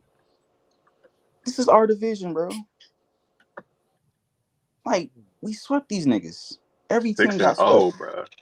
Every team got swept. Y'all picked Green Bay because y'all thought, oh, Love is gonna turn the corner and Josh Jacobs and Matt LaFleur is such a brainiac. No. And then the Cinderella story of the Vikings. Shout out to them. I had them niggas being pissed this year, but they did their thing. Good season. The think pieces on the Minnesota Vikings was cool, but hey man, they gotta go to LA and fight for their season. But shout out to AG. It's been a long time coming with AG, man, because I didn't like that scheme with him running man a lot and we getting cooked and shit. But hey, them niggas strapped up last night. I mean, Amik Robinson had Jettas in hell. I didn't expect that. Everybody that was betting last night did not expect that game to go like that. Like I had some crazy shit with Addison going off, and that nigga was literally just out there doing cardio. I'm surprised. I'm still surprised by that. We really came out there. They only scored 9 points. Like after Arnold got injured, they didn't score. They didn't score no more after that. Crazy. Bro, Melafon being back is him alongside Anzalone is another key because it allows you to slot. It gives you so much more versatility in the secondary. Like without him, like Bro. cornerback Branch wouldn't be able to, move around the field. I think as much as he would be able to as he can, but like when Melafon would be back. So it's very important. And then also like the pressure we was able to dial up too. Like them blitzes was like those were great blitzes. I think Kirby could have had a sack. I think Alex could have had one. Shout out to our D line. No, we have no week 1 starters on that D line. Not one. That's crazy. That's crazy. Not one week 1 starter on that D line, bro. Like those are guys we got off the practice squad, off the street. Like except Smith trade, but still, we don't have that was not one starter from week 1. I'm very much proud, bro. I thought that'd be in the shootout, but that was an impressive performance, I ain't gonna lie. Yeah, that defensive performance might have been given the context, given who was out there, like that might be one of the more impressive. We had Bill there out there. I got nervous when that nigga went out there. I got nervous. I said, "Oh fuck." Man, I wish. How can I say this? If it was in the universe for Hutch to get hurt, I just wish it would have happened literally 2 weeks earlier, because he could be back for the title. I heard something. He's trying to come back. I think if it's a Super Bowl, he'll play. If we made the Super Bowl, he's gonna play the Super Bowl. They're not gonna keep him from playing the Super Bowl. The NFC title game would be the one where it's kind of maybe not. Okay. That's why I said if it was 2 weeks earlier though, he would. 2 weeks, okay, right. Because I was surprised when I heard that on the telecast. They're talking about how he's trying to come back and play. I was like, damn, did you break your shit? It's a 4 to 6 month injury. I think the 4-month mark would be right around the Super Bowl, so it would be like right on the edge of that. So I mean, it would be, it's realistic. But earlier than that, it's kind of pushing it. So, do you think within these next 2 weeks that are the Lions getting people back defensively? Or Davis, I believe, should be back. Really? I don't know. It's a broken jaw. I'm not sure. Oh, that's right. Yeah, I'm not sure. I can't remember what they said about him. I think was Pascal out for the year? McNeil's out for the year. Yeah, McNeil the one who bro. That so sucks. I hate McNeil's out. Bro. Yeah. If I can get Carlton, let me see. Can we get Barnes back? I think we can get Barnes by like 3rd round. Yeah, I do need I need one more. I really need. I need Pascal back if possible. I need somebody else. Somebody else in that. It is crazy that you guys are naming all these. It is crazy that you're naming all these names right now. Like, bro, what? Bro, the IR is literally a CBS receipt, bro. Like, yeah, it's bad. Like, I swear in these last 2 minutes, I done heard about 7 different names, bro. No, these are our guys. Like, we had a really good. That's the thing about the defense. Like, you look at the talent, if healthy on the defense, like we have one of the more talented defenses in the NFL, talent wise. Just a matter of. I think you see more of the scheme. It's weird because I think you see more of the scheme get exposed when all the talent is there than when the talent is not there. To be honest, no, you need to shout out. Lord, his name just went out my brain. Your DC. Yeah, Glenn. Yeah, that's what I'm talking about. Glenn, yes, Glenn. As soon as I opened my mic, his name went out. No, seriously. The fact that is a good coach. That is a good coach. You have lost all because there are a lot of coordinators. Once they lose their starters, that's it. Their scheme doesn't work. They don't know how to make adjustments to the schemes. They don't know how to put players in the best position. You can't disrespect some player. But the fact that you guys have still been rolling with, I have never seen this many injuries on one side of the ball.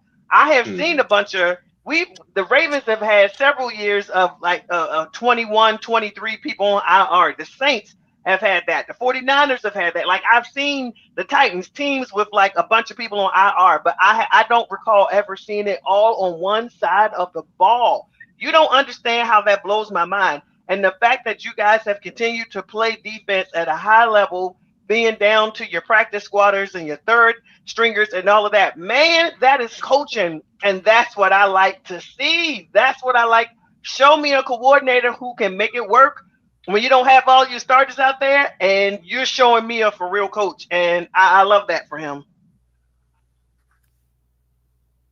Yeah. Shout out Dennis Allen. Also, Dennis Allen product right there. Gibbs. I can't tell if she's We being genuine or come not. in LT status soon. I bro. do. He literally is a Dennis Allen product. Nah, Gibbs is insane. We come in LT status. Yeah, soon. Gibbs is ridiculous. Like Gibbs you is can tell crazy. there's certain running backs when they get the ball, you can just tell they got just a different gear. Like Gibbs is one of those dudes. Bijan's another one of them dudes. Like even when I see Aaron Jones run the ball, I'm like, cool. I like. There's just a different gear that Gibbs can just get to. I'm just like, yeah, only a couple. Yeah, I mean, got that. I've always been reluctant to ever make a comparison for this, but he is the closest we've seen to Jamal Charles since Charles was in the league, in my opinion. He that acceleration that he has and how smooth he is in our cuts, it's spectacular. That's a great comparison. Yeah, that's a good one here because it's just different. He does remind me of somebody not named Jamal Charles. Like Arian Foster, You think yeah, it's like Kamara? Jamal. Oh yeah, I've been said he looked like Amir. That's why it frustrated me how they used him last year. I was like, that's a guy. I do think that they were teaching him some lessons last year, though. Yeah, if you're I mean, yeah, you got to block. That's one Yeah, I thing just AK realized I do. was on mute. I just realized I was on mute. But I guess that's that for the Lions and Vikings game. Shout out to the Lions, stellar season that they had. Even shout out to the Vikings too. And like what was it, Dan? I think like Dan said when he saw Kevin and come here, Milo. Met up with Kevin for the handshake. See you in 2 weeks. So is that true? We can see them potentially play again in 2 weeks? Mm-hmm. Yeah, whoever win out of the just get past the Vikings. If the past the Commanders and Rams. Packers lose, I hate that's the matchup. I know it's jumping ahead, Ev, and you're probably going to talk about this later in the week. But I see a lot of people picking, like, yesterday's game wasn't good for the Vikings, but I see a lot of people picking the Rams over them just like so surely. I'm not quite getting it. Like, why are so many people so sure, that they're going to lose? I think it's a little bit of an overreaction to what you saw. I think Sam Darnold was obviously not in the best of mindset or ability to handle everything that was thrown at him. But Kevin will be able to go into the game plan and look at what are the ways in which lines were able to kind of put him into a bad spot and have some counters ready for whatever the Rams throw at him. And the Rams aren't the Lions. So I think the Vikings still do beat the Rams, but I think it'll be a good game for sure. And SoFi isn't going to be the same environment that Detroit was. Did Campbell lock up Coach of the Year last night? Does anybody think? I hate Coach of the Year. I think they might think he should. I think he should be. I think I was Mike T for a really long time, but I think it should be Campbell.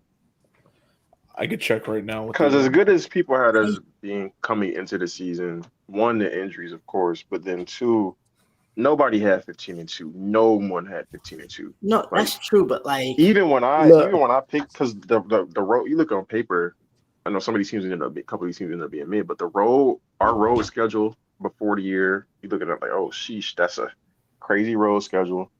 I had us around 11-12.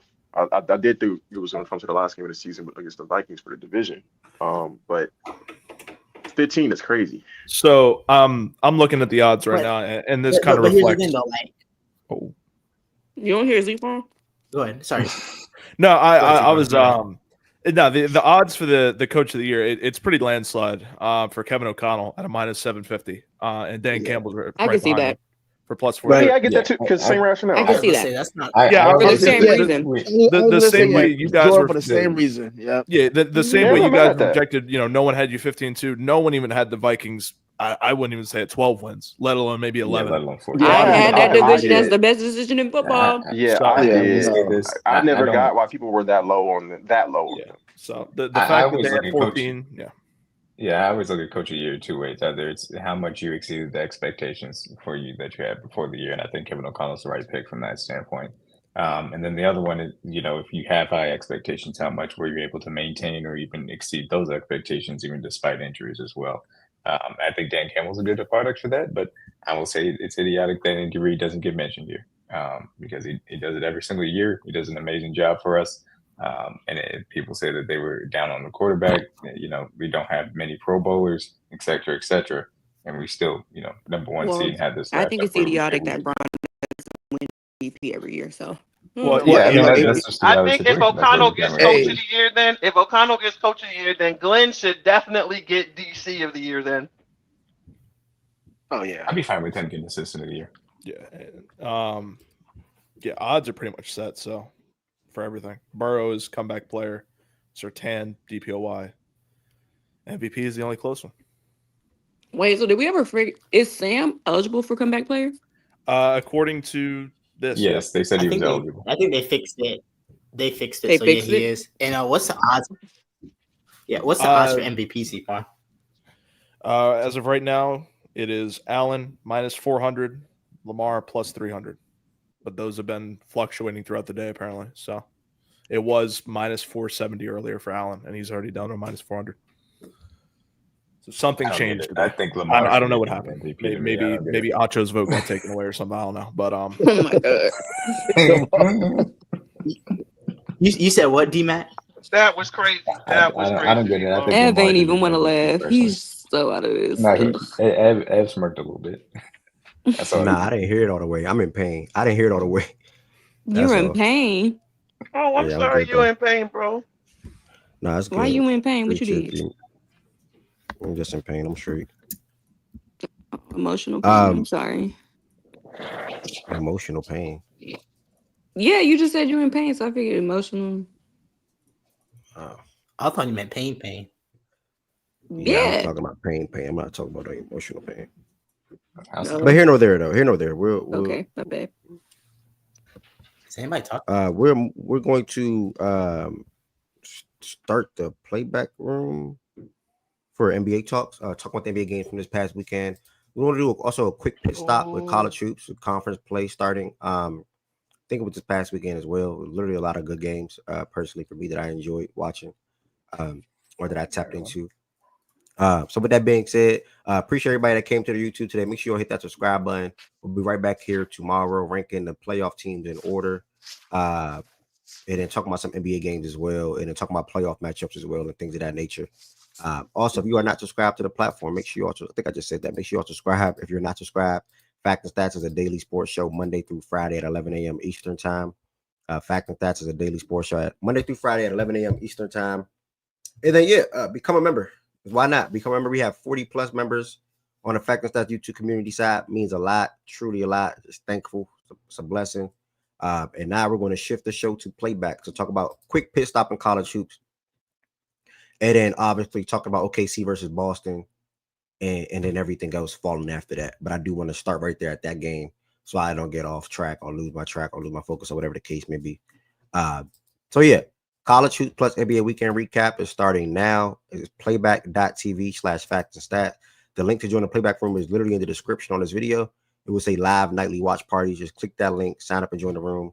It don't cost any money to join the room. And the playback room is now live. I'll see y'all in playback. Thank y'all for all the support on the YouTube side of things. We did 3 hours on YouTube today. We'll be right back here tomorrow morning at 11 a.m.